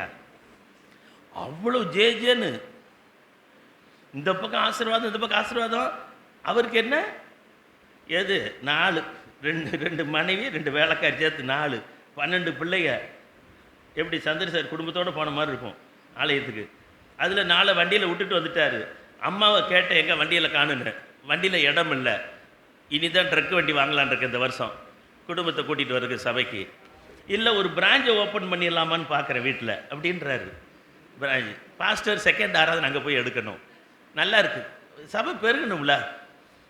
அப்போ நல்லா இருக்குது. அவர் சொல்கிறார் பாருங்க, 2 பரிவாரம் ஆசீர்வாதம் ஆசீர்வாதம். ஆனால் மனசில் நிம்மதி இல்லையே. இன்றைக்கி அமெரிக்காரர்களுக்கு இவ்வளோ சொத்து இருந்தது, இப்போ நிம்மதியாக வெளியே நிற்பாங்கன்னு நினைக்கிறீங்க? ஹாலிவுட் நடிகர் 3 பேரை நிவாரணத்துக்கு அந்த புது ஜனாதிபதி போட்டிருக்காரு. ஹாலிவுட் நடிகர் 3 பேரை, அவங்களாம் கோடீஸ்வரங்க. அவங்ககிட்ட மிச்ச மீதி எதாவது இருந்தால் அதை கொடுத்து அந்த இடத்த நிவாரணம் பண்ணுங்கன்றாங்க. நான் 1,35,000 கோடி சைபர் போட்டுக்குங்க. போட முடியுமா? கம்ப்யூட்டர்லாம் வராது, வெடிச்சிடும். 1,35,000 கோடி போடு. எத்தனை சைபர்? ஒரு சைபர்னால் போடுவோம். அத்தனை லட்சம் கோடி டாலர் பணம் எரிஞ்சிருக்கு ஒரே நாளில். இந்த ஒரு வாரத்துக்குள்ளே நடந்திருக்கு. எதிர்பார்த்தாங்களா? திகைச்சு நிற்கிறாங்க. உலக வல்லரசு. இப்போ யாக்கோபு சம்பாதிச்சுட்டு போகிறாரு, ஆனால் நிம்மதி இல்லை மனசில். நீங்கள் நினைக்கிறீங்களாக்கோ நீங்கள் நினச்சதெல்லாம் இந்த வருஷம் ஆண்டவர் கொடுத்துட்டான்னா நிம்மதியாக இருந்தலாம்னு? இல்லைங்க, அப்படி இல்லை. அது வெல்ல வாக்கு தத்தம் எதுன்னு பாருங்கள். ஆண்டவர் நமக்கு நல்ல படிப்பு கொடுக்கணும், நல்ல சம்பளம் கொடுக்கணும், நல்ல வருமானம் கொடுக்கணும், நல்ல வாழ்க்கை கொடுக்கணும், விரும்புகிறதெல்லாம் தப்பு இல்லை. ஆனால் மிஞ்சி விரும்புகிறோம். ஆசை பேராசையாக போயிடக்கூடாது, அது இச்சையாக மாறிடும், லஸ்ட் அப்படின்னு இருக்கு. இப்போ இதில் யாக்கோபே, செல்வராஜ் நீ பழைய ரசிக்கப்படாத வாழ்க்கையில் நீ பாவி. 2வது இஸ்ரவேலே. இஸ்ரவேல்னா அந்த யாக்கோபு கொடுத்த பேர். நீ என்னுடைய பிரபு, பிரின்ஸ் ஆஃப் காட். யாத்திராமத்தில் நீங்கள் படிப்பீங்க. இங்கே என்ன சொல்கிறார் ஏசாயாவில்? அதே இஸ்ரவேல் ஜனங்க சொல்கிறாரு, அவங்க பாவத்தில் போகும்போது ஆண்டவருடைய ஆவியானவர் சொல்கிறாரு, ஏ பாவி, மனம் திரும்பின பாவிய, நீ பழைய வாழ்க்கை பாவி, இப்போ நீ என்னுடைய பிள்ளை தான், நீ என்னுடைய தாசன். தாசன்னா வேலைக்காரன், சர்வெண்ட். நீ என்னுடைய அடிமை, நான் உன்னை உருவாக்கினேன், நீ என்னுடைய தாசன். திருப்பி திருப்பி சொல்கிறாரு பாருங்க, இஸ்ரவேலே நீ என்னால் மறக்கப்படுவதில்லை. பவானி சிஸ்டர் உங்கள் மகளை மறந்துருக்கீங்களா? மறப்பீங்க. கல்யாணம் கட்டி கொடுத்த பிறகு என்னம்மா, கல்யாணம் கட்டி கொடுத்து மறக்க மாட்டாராம்ல? நீ மறந்துடுவ, அங்கே ஒழிவுற. அந்த ஆமாம்மா, இதுதான் உறவு. புது கையை பிடிச்சோன்னா பழைய கையை விட்டுருவாங்க. அது சுருக்கு விழுந்த கை, இது ஃப்ரெஷ்ஷாக இருக்குது. ஆனால் நீங்கள் மறந்துடுவீங்க. எப்போ மறப்பீங்க? அது முன்னே சொல்லிடுச்சு மறந்துடுவேன்னு. உங்கள் பையன்கிட்ட கேட்டால் நினச்சாதான் நான் மறக்கிறதுக்கு, நினைக்கவே மாட்டேன்ருவான். அங்கே சண்டே ஸ்கூல் எடுத்துக்கிட்டு இருக்காரு. நீங்கள் சொல்லுங்கள், இப்போ மறக்காமல் எப்போ மறப்பீங்க?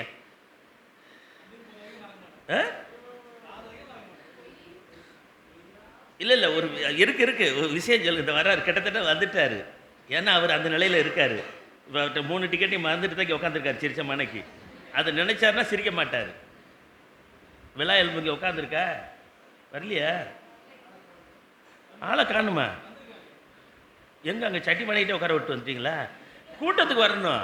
அது கிடக்குது, ஒரு ரசத்தை வச்சு ஒரு துவையில் வச்சா முடிஞ்சு போச்சு உட்கார வைங்க. சுகம் இல்லைல்ல, விடக்கூடாது. தேவசமத்துக்கு வந்துடணும், சுகம் கிடைக்கும். மறக்க மாட்டாங்களாம். ஏம்மா மறக்க மாட்டாங்கம்மா? வெளியே சொல்லிட்டு நான் மறக்க மாட்டேன்னு சொல்லிட்டு இருப்பாங்க, ஆனால் மறந்துடுவாங்க. பவானி சிஸ்டர் தூங்கும் போது உங்கள் பிள்ளைய நினைப்பீங்க? தூங்கும் போது நினைக்க மாட்டாங்களாம். நீ தூங்கும் போது என்ன நினச்சிட்டு இருப்ப? தளபதி, நயன்தாரா, தலையை தூக்க. ஒவ்வொருத்தரும் தூங்கும்போது எதோ காட்சி வர நான் நம்மளையும் நினைக்க மாட்டோம். ஒருவேளை நம்ம சமயத்தில் அந்த காட்சியில் வருவோம், நிறைய விஷயத்த மறந்துடுவோம். முழிச்சோன்னா ஐயோ அடுப்பில் என்ன வச்சுட்டு இருந்தோம், தூங்கிட்டோமே, அப்புறம் பிள்ளை இங்கே கீழே இறக்கி விட்டமே காணுமே. ஒரு 3 வயசு பையன் அப்படி தான் இறந்தது தெரியாமல் அந்த தாய் துடிக்கிறாங்க. அவன் குழிக்குள்ள விழுந்து கிடக்கிறான். ஒரு பிள்ளை தண்ணி தொட்டிகளை கிடக்கு. கடந்த வாரத்தில் நடந்த விபத்துகள் எல்லாம் பாருங்கள். சாதாரணமாக மோசம் போக்குறாங்க. பாலியல் தொந்தரவு அது அதிகமாகி போச்சு கடைசி காலம். இன்னும் அப்படி தான் இருக்கும். நம்ம பிள்ளைகளை நம்ம தான் பாதுகாத்துக்கிடணும். ஒரு தகப்பன் கூட மகளை கூட அனுப்ப முடியல. அப்படி தான் இருக்குது. நல்ல சோதம் பாவம் வந்து போச்சு உலகத்தில். கடைசி காலம் இது. ஆண்டவர் வாசப்படியில் நிற்கிறாரு. இனி சமயம் இல்லை. 2025 அப்புறம் 50 வருஷம் இருப்பெல்லாம் நினச்சிட்டு இருக்காதீங்க. உனக்கு வயசு ஆயிடுச்சு, 70க்கு மேலே ஆயிடுச்சு, டிக்கெட் வாங்கும்போது இனிமேல் அப்படி தான் பேசுவேன்றீங்க. எனக்கு இப்போ கர்த்தர் கூப்பிட்டாலும் நல்லது தான், அதை பற்றி விஷயம் இல்லை. ஆனால் ஒரு நிச்சயம், கர்த்தர் வாசல் படியில் நிற்கிறார்.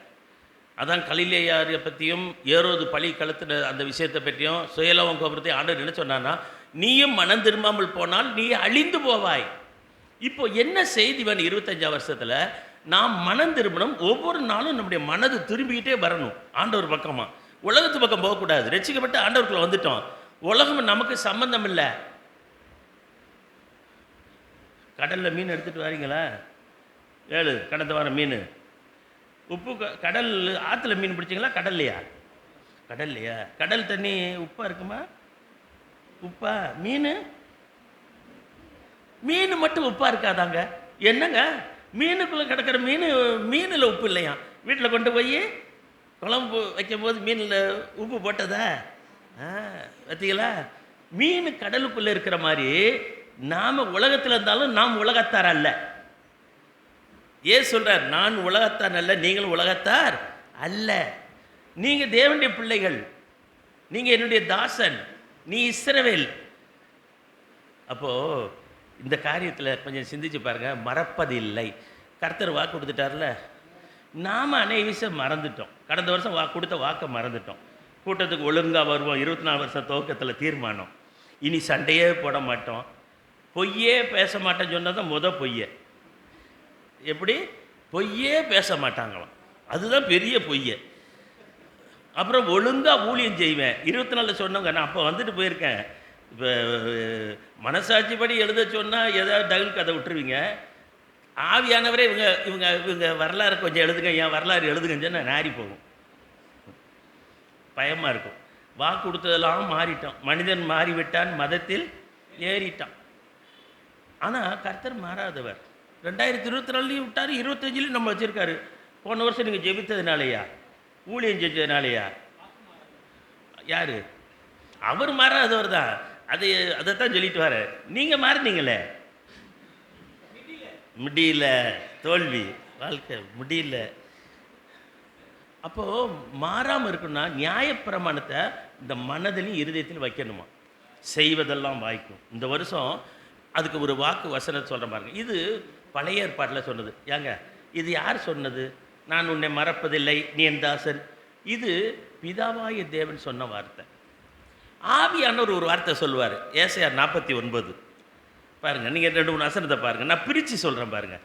49ஆம் அதிகாரம் 15-16.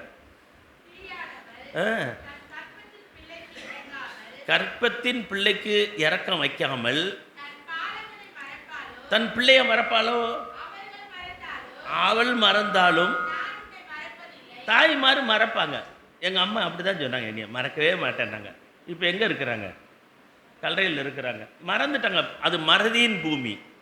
பிரபாதி அம்மா இருக்கிறாங்க, ஆனால் உயிர் எடுக்கும்போது எவ்வளோ அன்பாக இருந்தாங்க உங்கள் மேலே. அவங்களை இழப்ப சகிக்க முடியுதா? உங்களை மறப்பாங்களா? எவ்வளோ ஊழியம் செஞ்சாலும் இந்த பிள்ளைகளுக்கு சாப்பாடு போட்டு வளர்க்குறதுல எவ்வளோ ஒரு தாய் உள்ளம் அதுதான். ஆனால் மறக்க வேண்டிய காலம் வந்துருச்சே. சந்திரசேகர் சொன்ன மாதிரி ஒரு முடிவு இருக்குது. ஆனால் ஆவியான சொல்கிறாரு, உங்களை ஒருபோதும் நான் மறக்க மாட்டேன். ஸ்திரீ மறந்துடுவா, பிள்ளை பத்தவ பால் கொடுக்குற தாய் கூட மறந்துடுவா பால் கொடுக்க. நான் மறக்க மாட்டேன். உங்களை என் உள்ளங்கையில் பொறிந்து வைத்திரு. நம்ம இந்த உலகத்தில் ஜாதம் பார்க்க போவாங்க, கை பார்க்க. ஜாதமாக ஜோசியம், பால்மிஸ்ட். கையை பார்த்து என் வருங்காலத்தை சொல்லுங்கன்றாங்க. அவர் காலம் நல்லா இருந்திருந்தால் அவரையும் அங்கே வந்து உட்காந்துட்டு இருக்காரு. அவர்கிட்ட போய் கையை காட்டியிருப்பாங்க. சமயத்தில் கிளி சொல்லுமா, அது சொன்னதெல்லாம் கேட்டு வருவாங்க. கர்த்தர் சொன்னதை கேட்க மாட்டாங்க நம்ம ஆளுங்க, கிளி சொன்னதை. அப்புறம் அப்படி பச்சி ஜோசியம் அதுக்கு பேர். அவன் தூக்கிட்டே தெரியுமா 10 ரூபா 5 ரூபா கிடைக்காதான்னு. அவனை உட்கார வச்சு கதை கேட்பாங்க. எங்கள் வீட்டுக்காரரு எல்லா கதையும் நம்மளே சொல்லிடுவோம். என்ன சொல்லுவாங்க? மிஸ்ஸஸ் சந்திரசேகர் எங்கள் வீட்டுக்காரர் சும்மா டகுல் கதை விட்றாருங்க, ஒழுங்காக கவனிக்க மாட்டேங்காரு, ஏதாவது வருங்காலத்தில் நல்லா இருப்பாருன்னு சொல்லுங்கன்னு அவன் சொல்லிடுவான். நம்ம கையில் வார்த்தையை வாங்கிட்டால, உங்கள் வீட்டுக்காரர் திருந்த மாட்டாருமா அப்படின்ட்டாருன்னு வச்சுங்க, அவங்களுக்கு சந்தோஷமாக இருக்கும். ஏன் அப்படின்னா, சாதகமான பதில் சொல்லிட்டார்ல, அவன் முகக்குறியை பார்த்து சொல்லிட்டு போயிடுவான். இப்போ கிளிக்கு விரல் சுண்டு வரல கூப்பிட்டு காடை எடுக்க வைப்பான். கிறிஸ்தவங்க பேரான்னு பார்த்துக்கிடுவான். உடனே அன்னை வேளாங்கண்ணி வருவாங்க, ஏசுனார் படம் வரும். வேலு அப்படின்னு வந்தால் இவர் ரசிக்கப்பட்டது அவருக்கு தெரியாது. உங்கள் பேர் கேட்குறாங்க வேலு அப்படின்னா முருகர் படத்தை கொடுத்துருவாங்க. என்னையா நான் ஆண்டவரை ஏற்றுக்கிட்டு முருகர் படத்தை காட்டுறேன், நீ கிறிஸ்தவரா? அப்போ கிறிஸ்தவ பேரை சொல்லியா, நான் அதுக்கு தக்கனையில் கிளியை சுரண்டி கூப்பிட்டுருப்பேன். ஏமாற்றப்படுவோம். இன்னொரு வார்த்தை இருக்குது, ரொம்ப அற்புதமான வார்த்தை. உங்களோடு இருப்பேன்றாரு மத்தேயு 28:20 உயிரோடு எழுந்த ஆண்டவர் இயேசு என்ன சொல்றாரு?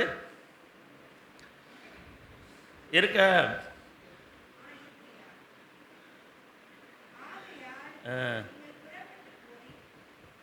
ஏம்மா மத்தேயு 28:20 என்ன கம்ப்யூட்டரில் டல் அடிக்குது?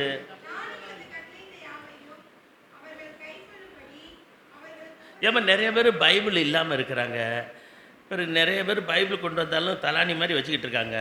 அப்போதுக்கப்போ சாஞ்சிக்கலாம்னு சத்தமாக படிச்சுட்டா காதிலாவது கேட்பாங்கல்ல. இந்த தீர்க்க வசனம் வாசிக்கிறவன், பைபிள் இருந்தும் வாசிக்க முடியாதவங்க, கேட்குறவங்க, கை கொள்றவங்க பாக்கியவான் தானே. வெளிப்படுத்தல் 1:3.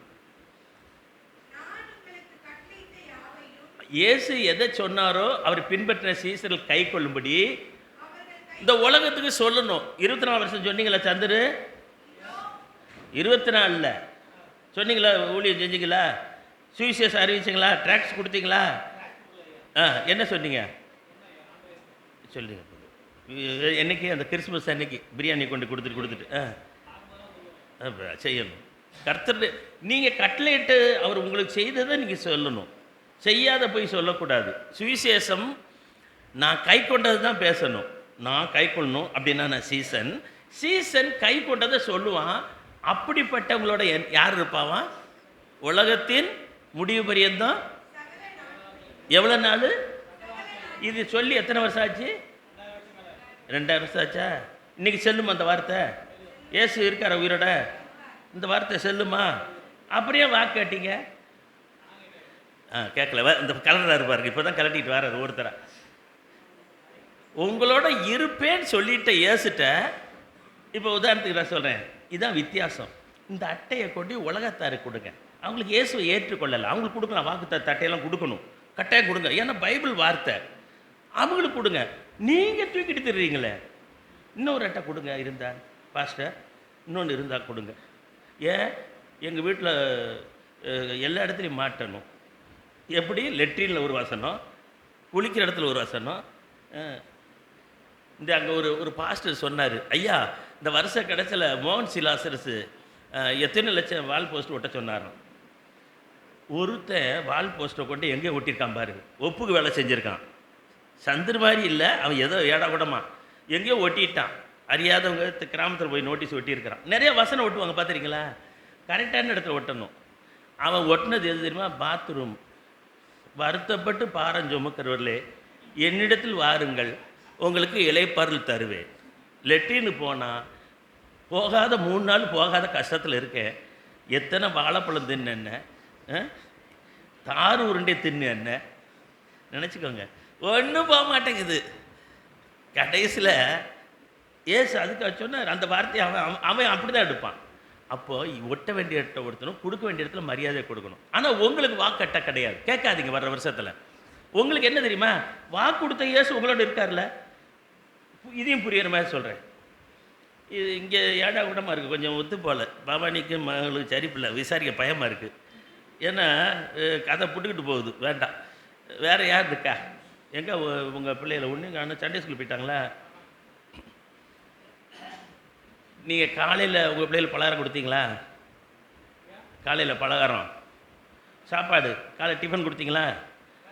உங்கள் பிள்ளைகள் கொடுக்கல. ஃபாஸ்டிங்கா? நல்ல பழக்கம்தான்.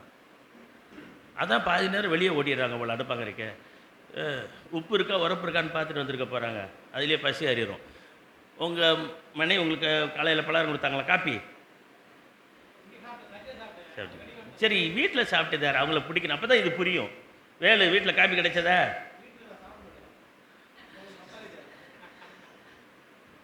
சே, என்ன ஒரே நாட்ட கதையாக இருக்குது. சே, நல்ல கதை. எங்க காலை எந்திரிச்ச உடனே அப்படியே காப்பி கொடுத்து கணவரை சந்தோஷப்படுத்துகிறாள் யாராவது இல்லையா ஒருத்தர் கூட? கொடுப்பியாம்மா? காப்பி குடிச்சிங்களா? அந்த இருக்காங்க. நான் ஒரு ஆளை பிடிப்போம், ஏதோ உதாரணத்துக்கு ஒன்றாவது மாட்டிக்கிடுச்சு. சரி, காப்பி கொடுத்தாரு, குடிச்சிங்களா?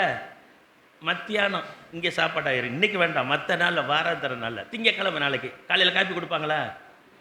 மத்தியானம் சாப்பாடு, நைட்டு டின்னரு கிடைக்குமா? என்னங்க இவ்வளோ நம்பிக்கையாக பேசுகிறாரு? கொடுப்பாங்க. ஏன்? உங்கள் மனைவி. பக்கத்து வீட்டில் போய் கேட்க முடியுமா? பிச்சைக்காரர் வந்து என்ன சொல்லுவாங்க? அவங்க பிச்சைக்காரர் பவானி அம்மா தர்மத்தாயே புண்ணியவதியே கொஞ்சம் பிச்சை போடுன்னு வாங்க. அங்கே திருப்பி அங்கேயே போயிடுவான். அங்கே போகுது உங்கள் வீட்டம்மாட்ட கேட்குறான் பிச்சைக்காரன், புண்ணியவதியே தர்மத்தாயே தர்மத்தலகாக்கும் எல்லாம் சொன்ன உடனே எங்கள் வீட்டுக்காரர் கூட இப்படி நாயே பேன் திட்டுறாரு. இவன் இப்போ ரோட்டில் போகிறவன் என்னை மதித்து பேசுகிறான். இருப்பா இந்த எடுத்துகிட்டு வரேன்னு போய் நீங்கள் எடுத்துகிட்டு வந்து சாப்பாடு கொண்டு போய் கொடுக்குன்னு வச்சுங்க. இது என்ன சாப்பாடுமா? இது பழையது. பழையதா? என்னம்மா இது புழுங்கலரிசியா பச்சரிசியா? பச்சரிசி. பச்சரிசி எனக்கு ஆகாதும்மா. ஏன்யா உனக்கு பச்சரிசி ஆகுது? இதைத்தான் என் வீட்டுக்காரனுக்கே போடுறேன். அவர் இருக்கார் வீட்டுக்குள்ளே, அந்த உட்காந்துருக்காரு. இப்போ தான் வேலையை பிடிச்சிட்டு மத்தியானம் சாப்பாட்டுக்கு வந்திருக்காரு. அவருக்கே அதை கொட்டு, நாளைக்கு புழுங்கலரிசியில் பதமாக வடித்து வை சொல்லுவாரா பிச்சைக்கார? நம்ம தான் கேட்டு கொடுப்போம்மா. ஆனால் வீட்டுக்காரர் என்ன சொல்லுவார்? என்ன கொஞ்சம் குழஞ்சி போச்சு, ஒரு உப்பு சேர்க்கறது இல்லையா? இது என்ன காரம், மசாலா சேர்க்கவே இல்லையா? 2 நாளைக்கு முன்னாடி ஒரு சபைக்கு போன ஒரு ஆளுக்கு ஒரே செம்பட்ட முடி. ஏங்க அப்படின்னு கேட்டேன். என் மனைவி என் தலையில் பூசிட்டான்னாங்க. மனைவி தலையில் பூசினாலா? மசாலா எடுத்து பூசிட்டாங்களான்னு கேட்டேன். எஸ்ஐகேல ஒரு பேர் எனக்கு திரும்பி இருந்துச்சு. செம்பட்டையாக இருக்குங்க, மருதோனியை பூசியிருக்காங்க. அது சொல்ல வேண்டாம் விளக்கம். என் மனைவி பூசிட்டான்னா என்ன நினைக்கிறேன்? கோவத்தில் மசாலா எடுத்து சாப்பாடு சீக்கிரம் கொடுன்னா சமைக்கிறதுக்குள்ளே கேட்டால் என்ன செய்ய முடியும்? மசாலா எடுத்து தலையில் தடவிட்டாங்க போல்.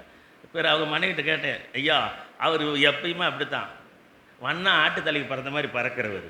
யார்? வண்ணா ஆட்டு தலைக்கு பறப்பானா. அவர் ஒரு உதாரணமாக சொல்லிச்சு, பிள்ளையார் ரூபத்தில் நடந்தது. நான் இதுக்கு என்ன சொல்கிறேன்னா, உரிமையாக மனைவிட்ட காலையில் காப்பி குடித்தார், டிஃபன் சாப்பிடுவார், மத்தியானம் சாப்பாடு கிடைக்குமான்னு கேட்டுட்டு போவீங்களா? ஏன்? உறவு கணவன் மனைவி. ஒரு பிள்ளை தகப்பன்ட்ட கேட்குமா? நான் கேட்டேன். தகப்பன் மகன் உறவு தெரியாத போது கேட்டேன். நான் ஒரு தடவை சொல்லியிருக்கேன், திருப்பி ஞாபகப்படுத்துகிறேன். இந்த வாக்கு வசனத்தை கர்த்தர்கிட்ட இப்படி பேசாதீங்க. கர்த்தர் உங்களுக்காக எல்லாவற்றையும் செய்ய உண்மையுள்ளவர். அவர்கிட்ட வாக்கு கேட்காதீங்க, அது பாவம். நான் சொல்கிறேன் பாருங்க, எப்படி சொல்கிறேன் பாருங்க. 13 வயசு தான் இருக்கும். 13 வயசு மேஜர் வயசா? டீனேஜ் தான், நான் மேஜர் கிடையாது. சொத்து எனக்கு எழுத முடியுமா? எங்கள் வீட்டுக்கு 8 வீடு இருந்தது. எங்கள் அப்பா நல்லா வச்சுருந்தார் அந்த ஊரில், வாடகைக்கு வருது. அங்கே தாத்தா சம்பாதிச்சதான். நான் வேறு தெரிஞ்சுக்கிட்டேன், தாத்தா சொத்து பேரனுக்காமே. எனக்கு 13 வயசுல எவ்வளோ கிரிமினல் இருந்திருக்கேன் பாருங்க. ஒழுங்கா படிடான்னு எங்கள் அப்பா சொல்லுவார். ஃபஸ்ட் அங்கே தான் எடுப்பேன். ஆனாலும் இந்த சொத்து மேலே ஒரு ஆசை. ஒரு நாள் எங்கள் அம்மாட்ட கேட்டேன், ஏம்மா இந்த சொத்து எப்போம்மா எனக்கு வரும்? ஏன்னா எனக்கு அண்ணன் இருக்கிறாங்க, 2 சகோதரி இருக்காங்க, அவங்களுக்கெல்லாம் பிரித்து கொடுத்துருவாங்கன்னு கேள்விப்படுறேன்னு. ஏன்டா உனக்கு எங்கடா போய் இதெல்லாம் கேட்டு வருவேன்? உனக்கு கிடைக்கின்ற ஒரு பங்கு இருக்குடா. இல்லைம்மா 8 வீடு, அதில் மெயின் முன்பக்கம் இருக்கிற 2 வீடு எனக்கு கொடுத்துடணும். அல்லடா மூத்தவங்களுக்கு தான் கொடுப்பாங்கடா. அதெல்லாம் முடியாது, நான் உன் செல்ல பிள்ளை தானே, எனக்கு கொடுக்கணும். அப்படியா? சரி கொடுப்போம். எப்போ கொடுப்பேன்? ஏன்னா இப்போ கிடைக்காதுடா. அப்பா 2 காரியம். ஒன்று, உனக்கு எழுதி கொடுத்தா செல்லாது, நீ மேஜர் கிடையாது. மேஜர்னா தான் பத்திரம் பதிய முடியும், உன் பேருக்கு எழுத முடியும். நீ மைனர், செல்லாது. 2வது, உன் பேருக்கு அப்படி எழுதுனா கூட ஏன் நான் கார்டியனா போடணும், அப்பயும் உன் பேரில் கிடையாது. ஏம்மா அப்போ எனக்கு எப்போ தாம்மா கிடைக்கும்? ஒன்றே ஒன்றுடா, அப்பா ஒருவேளை இறந்துட்டா அந்த சொத்து உனக்குன்னு. அடுத்த நிமிஷம் அந்த செல்வராஜ் கேட்குறான், அப்பா எப்பம்மா சாவார்? வாயில் ஒரு அடி அடித்தாங்க. ஏண்டா உனக்கு சொத்து வேணுன்றக்காக அந்த மனுஷனை சாக சொல்வியாடா? அந்த மனுஷனால தான்டா நான், அவரால் தான் நீங்கன்றாங்க. எனக்கு அந்த வயசில் புரியல. இன்னைக்கு அற்ப சொத்துக்காக கர்த்தரை அப்படி எடை போடாதீங்க. அவர் நம்முடைய தகப்பன். தகப்பன் தன் பிள்ளைக்கு இறங்குறது போல இறங்குற பிதா. பிதான்னு நீங்கள் விசுவாசிக்கிறீங்களா? ரட்சிக்கப்பட்ட அவருடைய பிள்ளைகளாக இருந்தால் தகப்பட்ட போய் பிச்சை கப்பீங்களா? என்னைக்காது அப்பா அப்பா நான் கத்துவீங்க? எப்படிங்க? உரிமை. அப்போ ஏன் வாக்கு கேட்டீங்க? அவர் சொல்கிறாரு நான் உங்களோட கூட இருக்கிறேன்ட்டாரு. இது சொல்லும் போது பரிசுத்த ஆவி கொடுக்கப்படலை. இந்த வார்த்தை மாடிஃபை ஆகுது, மறுவாகுது. எப்போ தெரியுமா? பரிசுத்த ஆவி உள்ளே வரும்போது. யோவான் 17 அவர் சொன்ன மாதிரி, நான் போவது நல்லது, நான் போய் பரிசுத்த அனுப்பேன், அப்பொழுது நாங்கள் மூவரும் உங்களுக்குள் வந்து வாசம் பண்ணுவோம். இருக்கா வசனம்? படிச்சிருக்கீங்களா? திரிய பிதா குமாரன் பரிசுத்த ஆவி யாருக்குள்ளே வந்திருப்பாங்களா? நம்மோடு இல்லை, நமக்குள். பழைய ஏற்பாட்டில் ஊழியக்காருக்கு அவருக்கு இந்த வாரம் எங்கேயும் கேம்ப் இல்லைன்ட்டார். ஆனாலும் ஒரு போராட்டம் இருக்கும். சபையை எப்படி தான் நடத்துகிறதோ, எனக்கு ஒரு நல்ல வார்த்தை சொல்லக்கூடாது ஆண்டவர் அப்படின்னு அவருக்கு ஒரு போராட்டம். யாத்திரையாகமம் 3ஆம் அதிகாரம். எங்களுக்குங்க, உங்களுக்கு மட்டும்தானே உங்களோட இருப்பார். அங்கே 3ஆம் அதிகாரத்தில் ஒரு வசனம் வருது பாருங்க, 11-12. யாத்திரையாகமம் 3:11-12. தேவனை நோக்கி பார்வோன் இடத்துல போய் இஸ்ரவேல் புத்திரரை இந்த எகிப்திலிருந்து விடுதலையாக்கி கொண்டு வரவும். இதுதாங்க ஊழியக்காரங்க சொல்லணும். பாஸ்டர் முத்துராஜா இருந்தாலும் ஜெல்ராஜா இருந்தாலும் ஊழியக்காரங்கிட்ட மேட்டிமை வரக்கூடாது. இது அதிகார வர்க்க போஸ்ட் இல்லை. இது சபைன்றது ஒரு குடும்பம். இங்கே தகப்பன், ஆவிக்குரிய தகப்பன் தாய் போல தான். இங்கே அதிகாரத்துக்கு இடம் கிடையாது, ஆனால் உரிமைக்கு இடம் இருக்குது. சபையை நடத்துகிற உரிமையோடு ஒரு ஆவிக்குரிய தகப்பனாக இருக்கிற அவர் என்ன செய்வார்? தேவ சமூகத்தில் அவராக இருக்கட்டும், நானாக இருக்கட்டும், நான் அப்படி தாழ்த்தலைன்னா கர்த்தருக்கு நான் பயன்பட முடியாது. எத்தனை லட்சம் பேர்? 20 லட்சம் பேர் அழைச்சிட்டு வரதான், 3 கூட்டிகிட்டு வர முடியலன்றாரு. இவருக்கு எத்தனை டிக்கெட்டு? 3. அதுலேயும் பிள்ளைங்க முன்னால் வருது, இவர் வராரு, வீட்டம்மா கடைசியில் வருது. விழா எலும்பு பிரிஞ்சே வருது, பிரியக்கூடாது. ஆனால் 20 லட்சம் பேர் அழைச்சிட்டு சபையை 100 பேர் அழைச்சி நடத்த முடியுமா உங்களால்? அப்போது உங்களுக்குள்ளே என்ன வரணும்? ஆண்டவர் இந்த சபையை நடத்து என்னுடைய தாசன் சொன்னால் இவர் என்ன சொல்லணும்? நான் சொல்லணும், ஆண்டவரே நான் ஏமாத்துறோம், ஒவ்வொரு நாளும் எங்களை தாழ்த்தி வெறுமையாக்குறோம். வெறுமையாக்கினா தான் கர்த்தர் எங்களை உங்களுக்கு பயன்படுத்துவார். எனக்கு 66 புஸ்தகம் தெரியும், வெளிப்பாடெல்லாம் எனக்கு தெரியும், எனக்குள்ள திரியேக தேவன் உள்ளே இருக்காரு. இல்லை, தேவன் என்னோடும் எனக்குள்ள இருந்தாலும் என்ன அறிக்கை என்னவா இருக்கணும்? நான் வெறுமையான பாத்திரம். அப்படி சொல்லும்போது தான் அவர் ஒரு வாக்கு கொடுக்கிறார். அடுத்த வார்த்தை அது சொன்ன உடனே என்ன சொல்றாரா? அதற்கு அவர் உன்னோடே போதும். கம்ப்யூட்டர் பார்த்து படிச்சுட்டாரு பாருங்க, கவலையோட வர்றாரு அவரு. உன்னோடு இருப்பேன். கவனிச்சிங்களா? கர்த்தர் என்ன சொல்றாரு? இவர் ஏமாத்திரம் சொன்னா இப்போ நான் உன்னோடு இருப்பேன். உங்களோட கர்த்தர் இருக்கார் 25 ஆண்டு முழுவதும். யார் இருந்தான்னா இல்லாட்டா என்ன? எனக்கு யார் இருந்தானே? கணவன் மனைவி பிள்ளை இருக்கட்டும், அது 2வது உறவு. உலகம் 3வது, வேலை 4வது, சம்பளம் 5வது, அதெல்லாம் பின்ன.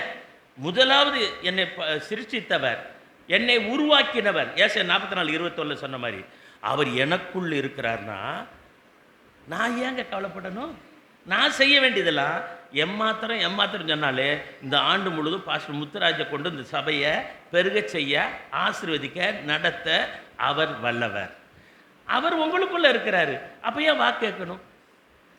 ஒவ்வொரு நாளும் ஆண்டவரே நீர் என்னோடு இருக்கிறேன்னு கேட்க தேவையில்லை. இது பழைய ஏற்பாடு.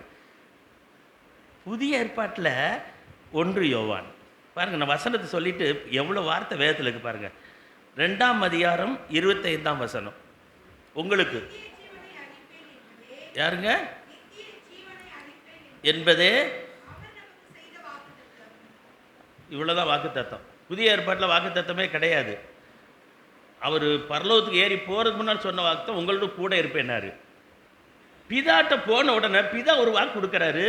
என்ன வாக்கு கொடுத்தாராம்? யோவான் சொல்றாரு, நித்திய ஜீவனை உங்களுக்கு அளிப்பேன். நித்திய ஜீவன் யார்? ஏதேன் தோட்டத்தில் இருந்த ஜீவ விருட்சம் கர்த்தராய் இயேசு கிறிஸ்து. வெளிப்படுத்தல் 2ஆம் அதிகாரம் எபேசியர் சபை சொல்றார், நீ ஆதி என்பை விட்டாய், ஆனபடினால் இன்ன நிலைமையில் விழுந்தாய் என்பதை நினைத்து மனம் திரும்பு. திரும்பாத பட்சத்தில் உனக்கு விளக்கத்தண்டை எடுத்துருவேன், சபையை விட்டு உன்னை நீக்கிடுவேன். ஆனால் இருந்து திரும்பினா உனக்கு ஜீவ விருட்சத்தின் கனியை தருவேன் வாக்கு கொடுக்காரா? எபே சபை ஆதி என்பை விட்ட சபை. இன்னொரு சபைக்கு இன்றைக்கி காலையில் உட்காந்து அதிகாலையில் எழுதினேன். 2:30 மணிலேருந்து 3:30 மணிக்குள்ள அந்த குறிப்பு எழுதிட்டு தான் போய் படுத்தேன். ஆதி என்பை விட்டது எதுன்னு அந்த சபைக்கு போய் சொல்லணும். இந்த வாரத்தில் ஒரு கூட்டம் இருக்குது. அந்த 4 குறிப்பை பார்த்தா பயமாக இருக்குது. ஆதி என்ன என்னமோன்றது இல்லை, அந்த 4 விஷயத்தில் முதல்ல இருந்த வாழ்க்கை மாறி போச்சு. 2வது வாழ்க்கை நாரி போன வாழ்க்கை. தேவனுடைய பிள்ளைகள் 25ஆம் வருஷம் வந்துருச்சு, காலண்டர் தான் புதுசு. வீடுக்கு பொங்கலுக்கு வெள்ளை அடிச்சிருப்போம், அரிசி பருப்பு புதுசாக இருக்கலாம், புது நெல் வரலாம், நாம் புதுசாக இருக்கணும், அதுதான் முக்கியம். பழைய மொந்தையில் புது திராட்சை ரசத்தை ஊற்றக்கூடாது, துருத்தி வெடிச்சிரும், ரசமும் சிந்தி போகும். புது துருத்தியில் புது ரசம் வார்த்தால் பத்திரப்பட்டிருக்கும் இயேசு சொன்னார்.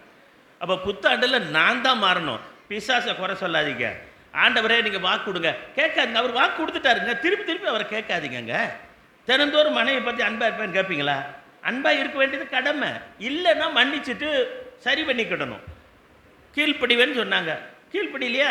சரி, கீழ்ப்படிக்கான வழிமுறையை செய்யணும். வரும்போது பலகாரம் வாங்கிட்டு வந்து கொடுத்தா கீழ்ப்படிஞ்சிருவாங்க. அவங்க கேட்ட சேலையை வாங்கி கொடுத்தா கீழ்ப்படிஞ்சிருவாங்க. சில பேர் அப்படி தான் மயக்கி வச்சுருக்காங்க. அடங்காதவங்களுக்கு என்ன செய்வாங்க?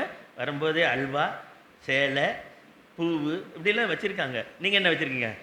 கரண்டி, பிரியாணி பொட்டலம், அதெல்லாம் சாப்பிட்டுட்டு தான் தம்ம ஜோமெல்லாம் போயிட்டாங்க. பார்த்து கோழிக்கறியாக கொடுத்தீங்க, சென்னையில் கொடுத்த கோழிக்கறியாமே பார்த்து சாப்பிடுங்க. அது கோழிக்கறியோ வேறு என்ன கறியோ பார்த்து. அதில் கொஞ்சம் உடம்பு தொந்தரவு ஆயிடுச்சா, ஃபுட் பாய்சன்.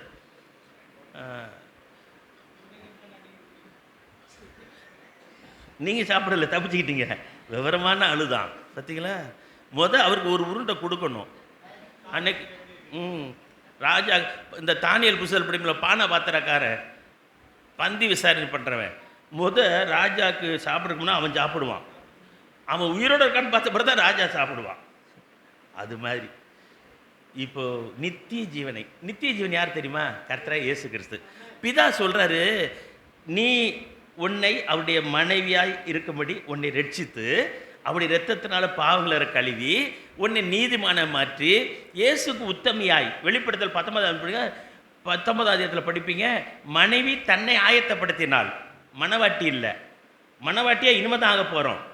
அப்போ மனைவி ஆயத்தப்படுத்தினால்னா அவருக்கு உத்தமியா, என் புருஷனாக இயேசுக்கு நான் மனைவியாக உத்தமியாக இருப்பேனா எனக்கு இயேசுவை மணாளனை தருவாராம். வார்த்தை பாருங்க, இயேசுவே தருவார்னு சொன்னதுக்கப்புறம் ரோமர் 8:32 படிங்க. இப்போ படிங்க. ஏங்க பைபிள் இப்படிலாம் வசனம் இருக்குது, ஏன் பார்க்க மாட்டேங்கிறீங்க? ரோமர் 8:32 உங்கள் பைபிளில் இருக்கா? கம்ப்யூட்டரில் அப்படியாமா? பிதா யாரை கொடுத்தாரா? சொந்த. நீங்களாம் யாரு? நொந்த குமாரன். சொந்த குமாரன் அவர் எப்படிப்பட்டவர் உங்களுக்கு சொல்லணும்ல. ஏங்க நீதிமொழிகள் படிங்க. இயேசு யாருன்னு பிதா சொல்கிறதையும் பிதா யாருன்னு இயேசு சொல்கிறது கேட்போமா? கொஞ்சம் நீங்கள் படிச்சிருக்கீங்களா அது என்னைக்காவது? நீதிமொழிகள் எத்தனாவது இடத்துல வரும்? இயேசு சொல்லுவார் பாருங்க. ஐயோ, இயேசு பற்றி அதில் அந்த சாலமோன் எழுதுவார் பாருங்களேன், ஞானி எழுதுவார். எத்தனாவது அதிகாரம்?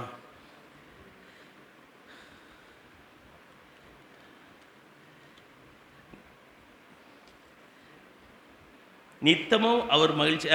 8ஆம் அதிகாரம் 30-31. ஏமா 30 சமுத்திரம் வருது? அதுதான் 8ஆம் அதிகாரம் 30. இங்கே பாருங்க, கம்ப்யூட்டரில் போடுறாங்களே பிடிங்க. நமக்கு சரியான ஆளாண்டவர் கொடுத்துருக்காரு பாருங்க, உடனே கம்ப்யூட்டர் போட்டுருது. அவர் செல்ல பிள்ளையா இருந்தாராம். இயேசு பிதாவுக்கு யாரா? நீ யாருமா? கிடையாது. இது என்ன பம்பா இருக்குது? பவானி சிஸ்டர் என் மேலே அன்பாக இருக்கீங்களா? மதிக்கிறீங்களா? உங்கள் பிள்ளைய ஏற்றுக்கிறீங்களா? உதப்பாவே இப்போ தான் வீடை கட்டியிருக்கேன், என்ன நைஸாக உள்ளே வாரீங்க. ஏதோ வெந்த சோறை போட்டு ஒரு பரிசு கொடுத்து ஒரு வட்டையில் பிரியாணி கொடுத்தா வீட்டோடு வரலான்னு பார்க்குறீங்களே. கேட்பாங்கல்ல. என்னதாலும் அவங்க பெத்தா அவங்க பிள்ளை. இயேசு ரத்தத்தினால கரையை கொடுத்து பிதா வாங்கியிருந்தா பிதாண்டு பிள்ளை யாரு? நீ. அப்போ தத்து பிள்ளை நம்மளை தத்து எடுத்திருக்காரு. சொந்த பிள்ளை யாரு? இயேசு. செல்ல பிள்ளை இது இவங்க செல்ல பிள்ளையா? நல்லா தான் இருக்குது. அங்கே விளையாண்டுக்கிட்டு இருக்குது போல அந்த கிரவுண்டில். அப்புறம் நித்தம் அவருடைய இப்போ சொல்லுங்கள் பவனி சிஸ்டர், உங்கள் பிள்ளை நித்தம் மன மகிழ்ச்சியா? சமயத்தில் ரெண்டு அப்படி இப்படின்னு பேசும். நீ எல்லாம் பெத்த தாயா பெத்த பேய். எப்போ அந்த புது கை வரும்னு பார்த்துக்கிட்டு இருக்க. இப்படிலாம் வார்த்தை வரும்போது பெத்த தாய்க்கு கொஞ்சம் மனசு கஷ்டமாக இருக்கும். ஆனால் அவர் அப்படி இல்லை. பிதாவுக்கு ஒரு மகிழ்ச்சி இருக்கான். வானம் பூமி எல்லாம் அவர் படைச்சது. இதை பார்த்து அவர் மகிழ்ச்சி அடையல.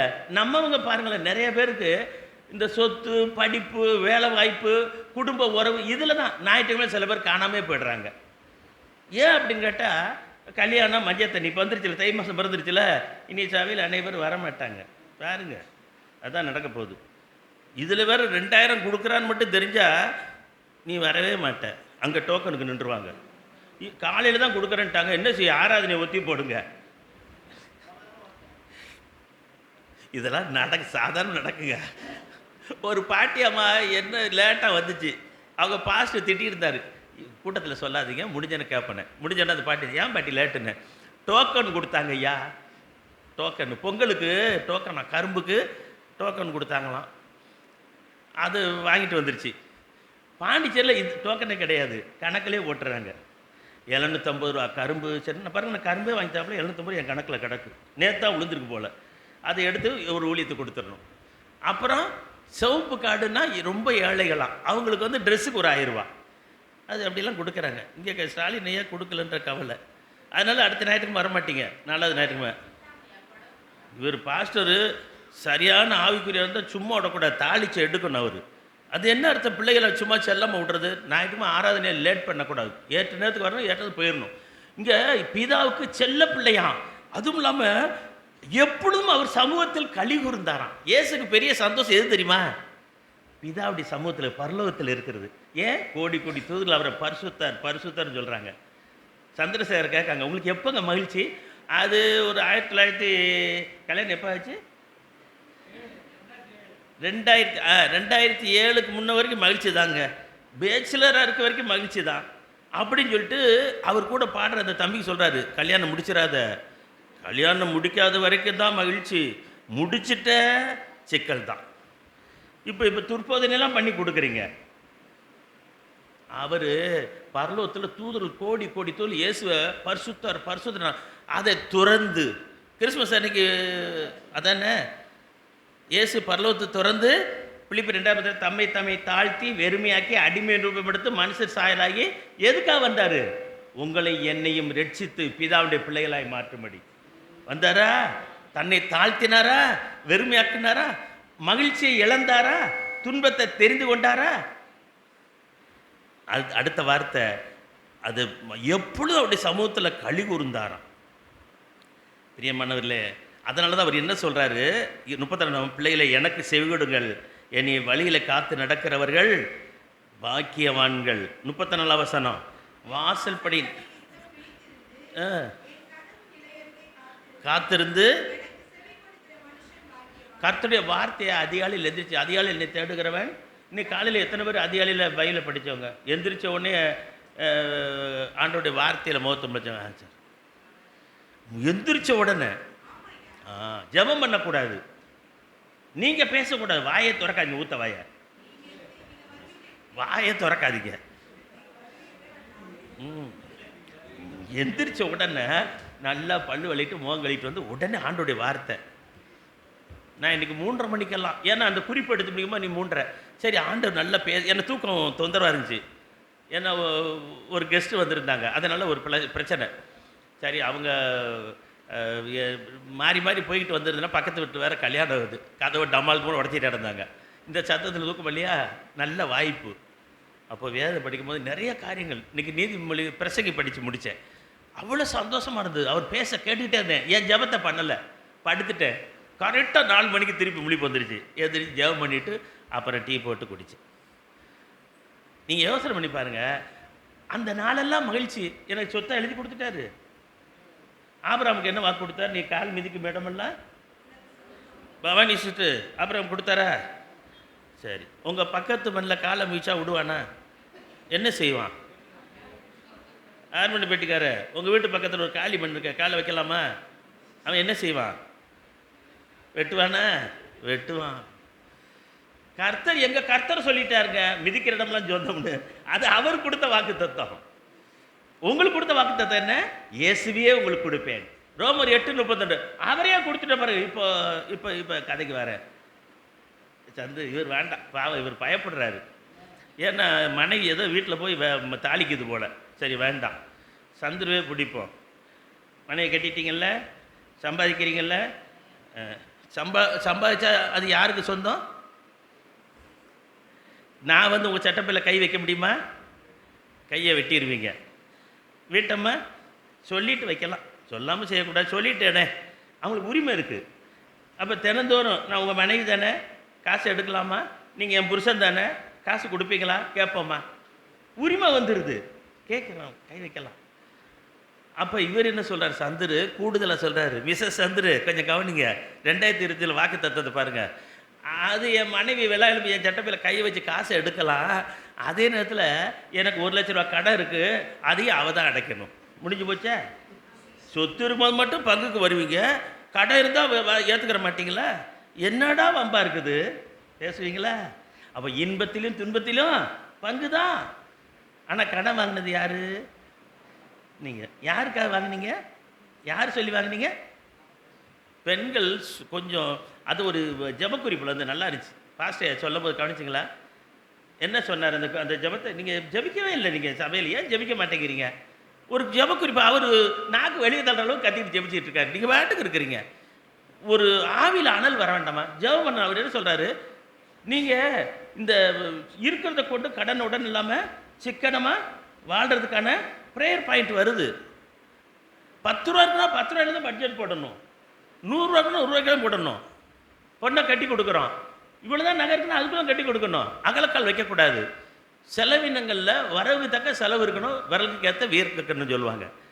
இப்போது நான் இந்த காரியத்தை சொல்லி முடிக்கிறதுக்கு முன்னால் நல்ல வாக்கு தத்தம் வேதத்தில் இப்படி அருமையாக பிதா குமாரன் பரிசுத்தாவி சொல்லியிருக்கேன்.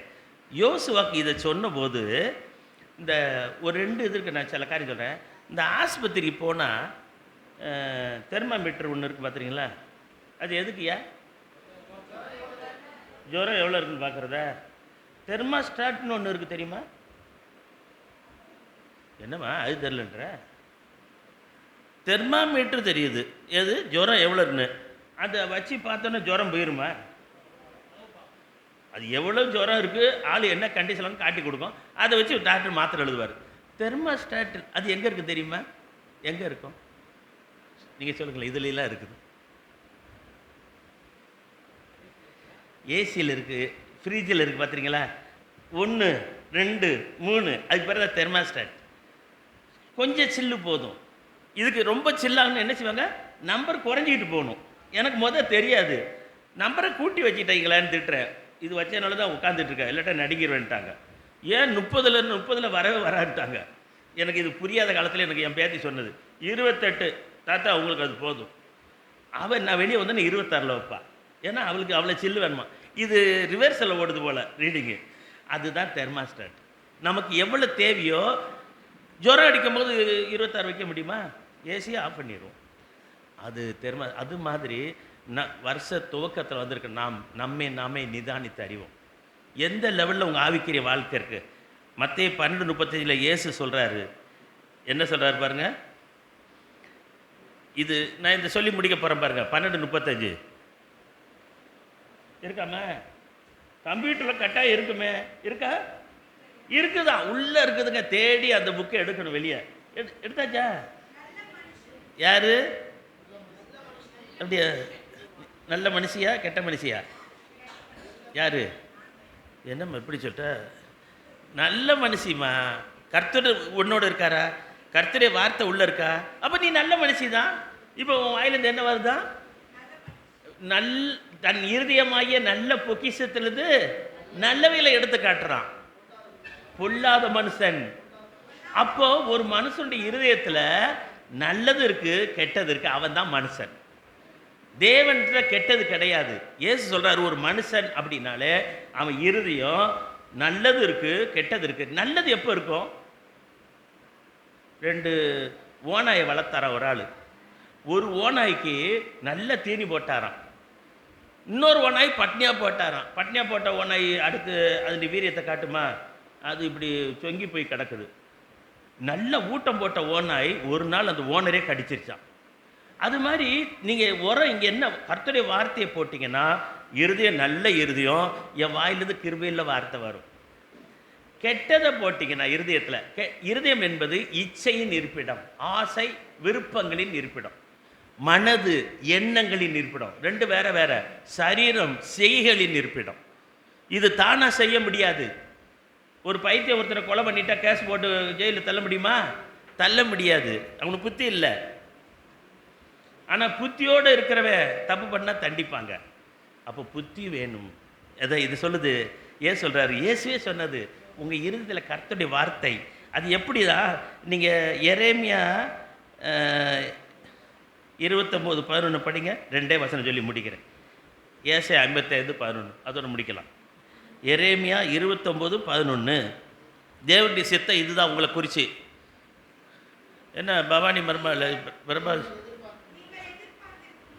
நீங்கள் எதிர்பார்த்திருக்க முடிவை இந்த 2020 என்ன எதிர்பார்த்து தேவசபத்துவதற்கேமா அதை கொடுக்கும்படிக்கு உங்கள் பேரில் அவர் நினைத்திருக்க நினைவை அவர் அறிந்திருக்கிறார். தீமைக்கல்ல. கர்த்தர் உங்களுக்கு சமாதானத்துக்கு கொடுக்கத்தான் தேவ சமூகத்தை கொண்டு வந்திருக்கிறாரு. ஆனா நீங்க ஏசாயா 55:11 படிச்சு பாருங்க. 55:11 அங்க ஒரு மலையை பற்றி வரும்.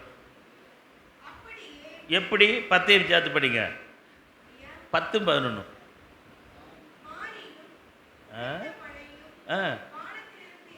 இறங்கி திரும்பாமல் பூமி நனைத்து விதையும் எப்படியோ வாயிலிருந்து புறப்படும் வசனமும் இருக்கும். என்னம்மா வசனத்தை காணும்? கம்ப்யூட்டர் ஆஃப் பண்ணி மூடிட்டியா?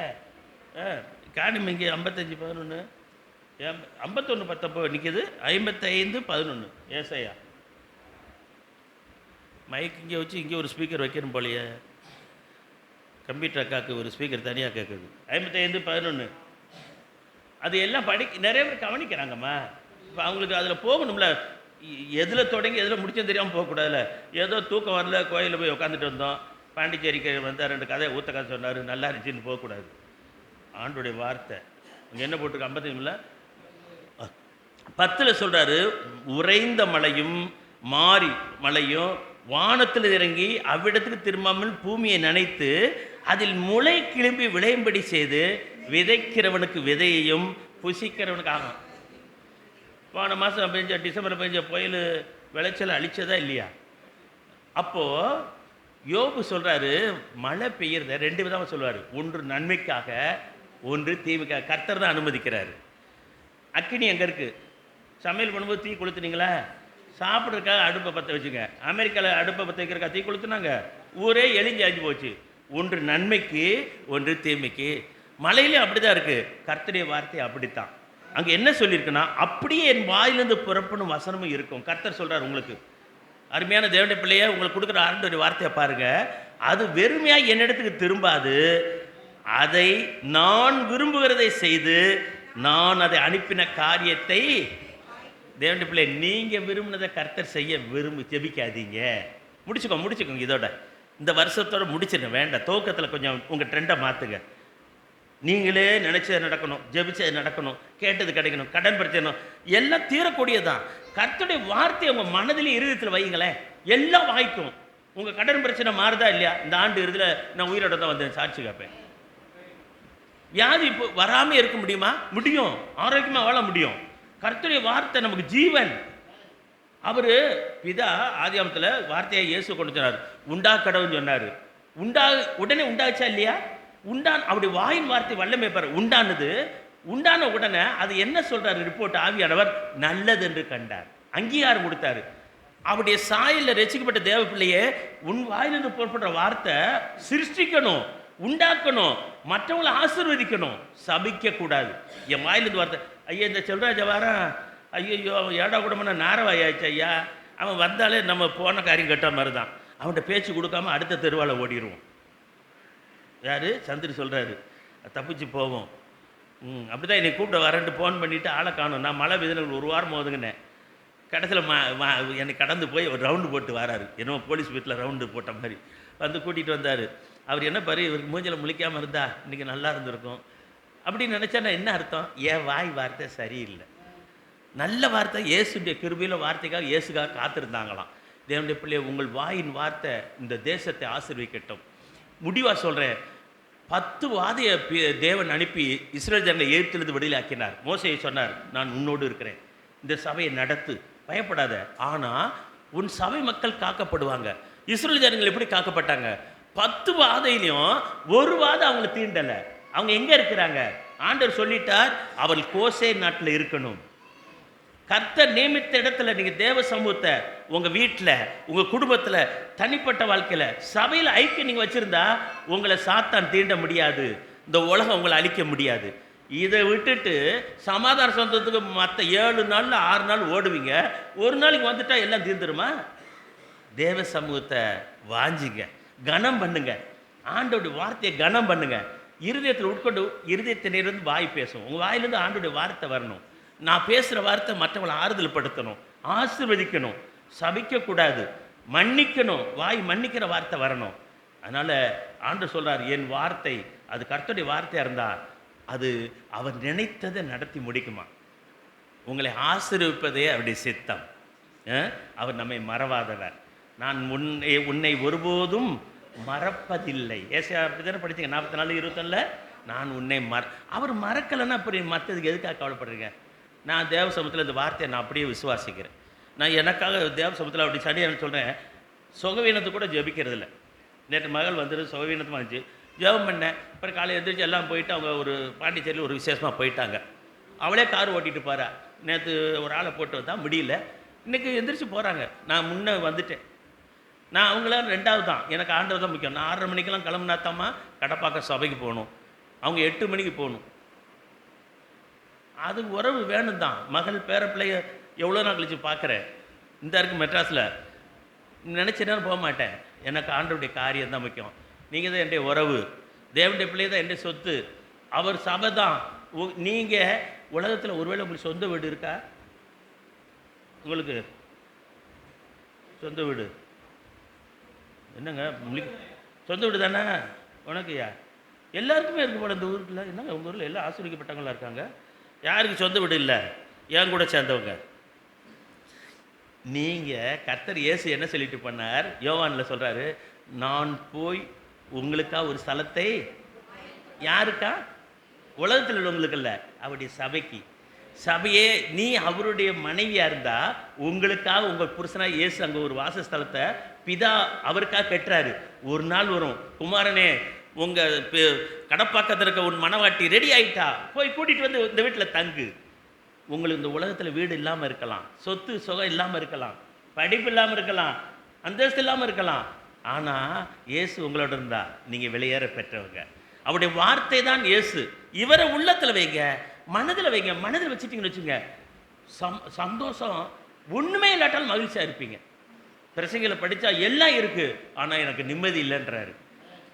புரிஞ்சுக்கோங்க. அதனால் இந்த உலகம் நமக்கு சதம் அல்ல. 25ஆம் ஆண்டில் வாக்குத்தத்தம் கேட்பீங்களா? கேட்கக்கூடாது. என்ன கேட்கணும்? ஆண்டவரே நீங்கள் என்னோடு இருங்க. எம்மாசீசர் சொன்ன மாதிரி நீர் எங்களோடு தங்கிருங்க, எனக்குள்ளே இருங்க, அது போதும் ஆண்டவர். அவரே நம்மளோட இருந்துட்டா. லூக்கா 15 சொல்கிறாரு மூத்த மாட்ட, மகனே நீ என்னாலும் என்னோடு இருக்கிறாய், என்னுடையதெல்லாம். அப்போ இயேசுக்கு சொந்தமானாலும் யாருக்கு சொந்தம்? அந்த கூட்டணி சேரக்கூடாது. அப்படி சொல்லணும். என்ன கூட்டணியில் சேருது? கடன் வாங்கும்போது மட்டும் தனியாக போகிறீங்க, இதில் கூட்டணியா? சரி, கண்களை மூடுவோம். அவர் நம்மை மறவாதவர். சாரல் நவரோஜமா பாட்டை பாடுவோம். என்னை மறவா ஏசுநாதா, உந்தன் தயவால் என்னை நடத்து. எம்மை மறவா இயேசுநாதா, உந்தன் தயவால் எம்மை நடத்தும். வல்ல ஜீவ வாக்கு தத்தங்கள் வரைந்தனக்காய் ஈந்ததாலே ஸ்தோத்திரம். வல்ல ஜீவ வாக்கு தத்தங்கள் வரைந்தனக்காய் ஈந்ததாலே ஸ்தோத்திரம். ஆபத்திலே அரும் துணையே, பாதைக்கு நல்ல தீபமிலே. ஆபத்திலே அரும் துணையே, பாதைக்கு நல்ல தீபமிலே. என்னை மறவா இயேசுநாதா, உந்தன் தயவால் என்னை நடத்தும். எம்மை மறவா இயேசுநாதா, உந்தன் தயவால் எம்மை நடத்தும். திக்கற்றோனாய் கைவிடேனே, கலங்கிடீரே என்றதாலே ஸ்தோத்திரம். திக்கற்றோனாய் கைவிடேனே, கலங்கிடீரே என்றதாலே ஸ்தோத்திரம். நீரறியா யதும் நெறிடா, என் தலை முடியும் எண்ணி நீரே. நீரறியா யதும் நெறிடா, என் தலை எண்ணி நீரே. எம்மை மறவா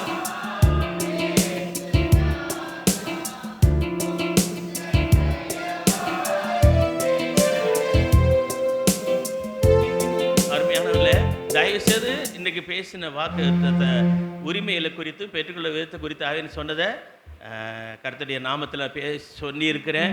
தயவாய் சரியாக புரிந்து கொள்ளுங்க. வாக்கு தத்தாட்ட வேண்டான்னு சொல்லல, உலகத்தார் கொடுங்க. இங்கே நிறைய வச்சுருக்காங்க பாஸ்டர். இந்த மாதிரி வார்த்தைகளை கொண்டு உன் பிள்ளைகள் இஸ்ரவேலோடு சம்பந்தம் காணும். இப்படி இந்த வாக்கு தத்தங்களை உலகத்தார் கொடுங்க. ஏன்னா இன்னும் அவங்க தேவனுடைய பிள்ளைகளாக மாறலை. ஆனால் தேவனுடைய பிள்ளைகள் வாக்கு கேட்காதீங்க, தயவுசெய்து கேட்காதீங்க. நீங்கள் உரிமையாளர். அப்பா எனக்கு கொடுங்க. உங்களுக்கு இஷ்டம் இல்லையாப்பா, வேண்டாம்ப்பா சொல்லுங்க. யோபு சொன்னாரு, கர்த்தர் கொடுத்தார், கர்த்தருக்கு ஸ்தோத்திரம்.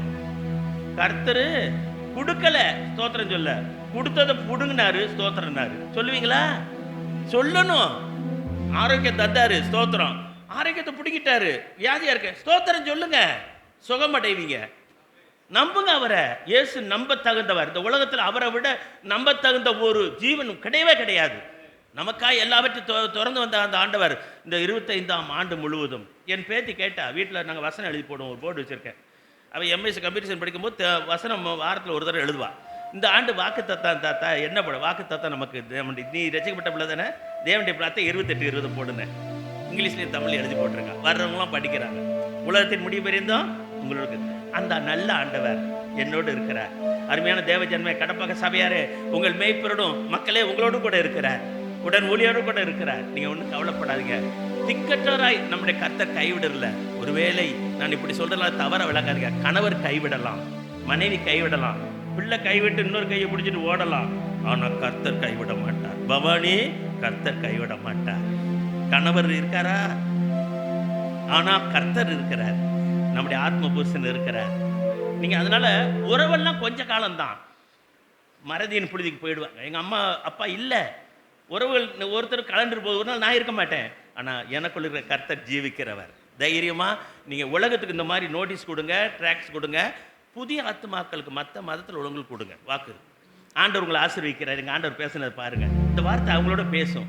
ஆனால் நீங்கள் இந்த அட்டையை தூக்கிட்டு திரிஞ்சிங்க, உங்கள் விசுவாசம் தப்பு. அவ்வளோதான். புரிஞ்சு கர்த்தருக்கு ஸ்தோத்திரம்.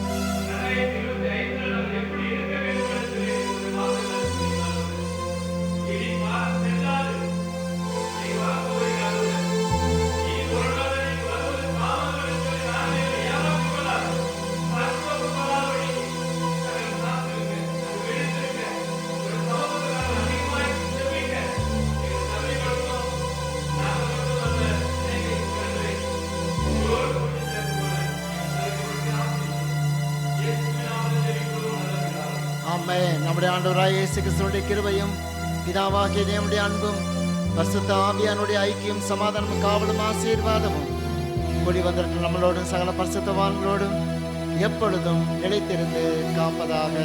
ஆமென். என் ஆத்மாவே கர்த்தரை ஸ்தோத்ரி, என் முழுவதுமே பரிசுத்த நாமத்தை ஸ்தோத்ரி. என் ஆத்மாவே கர்த்தரை ஸ்தோத்ரி, அவர் செய்த சகல உபகாரங்களும் மறவாதே. ஆமென். அல்லேலூயா, அல்லேலூயா, அல்லேலூயா. ஒரு வாழ்த்தி கொண்டு தயவுசெய்து சாப்பாட்டு போங்க. சாப்பாடு ரெடியாக இருக்குது. யாராவது ஜெபம் பண்ணணும்னா ஜெபம் பண்ணிக்கங்க. மற்றபடி நீங்கள் எல்லாம் சாப்பாட்டுக்கு போகலாம். கர்த்தர் உங்களை ஆசீர்வதிப்பார். நன்றி, நன்றி.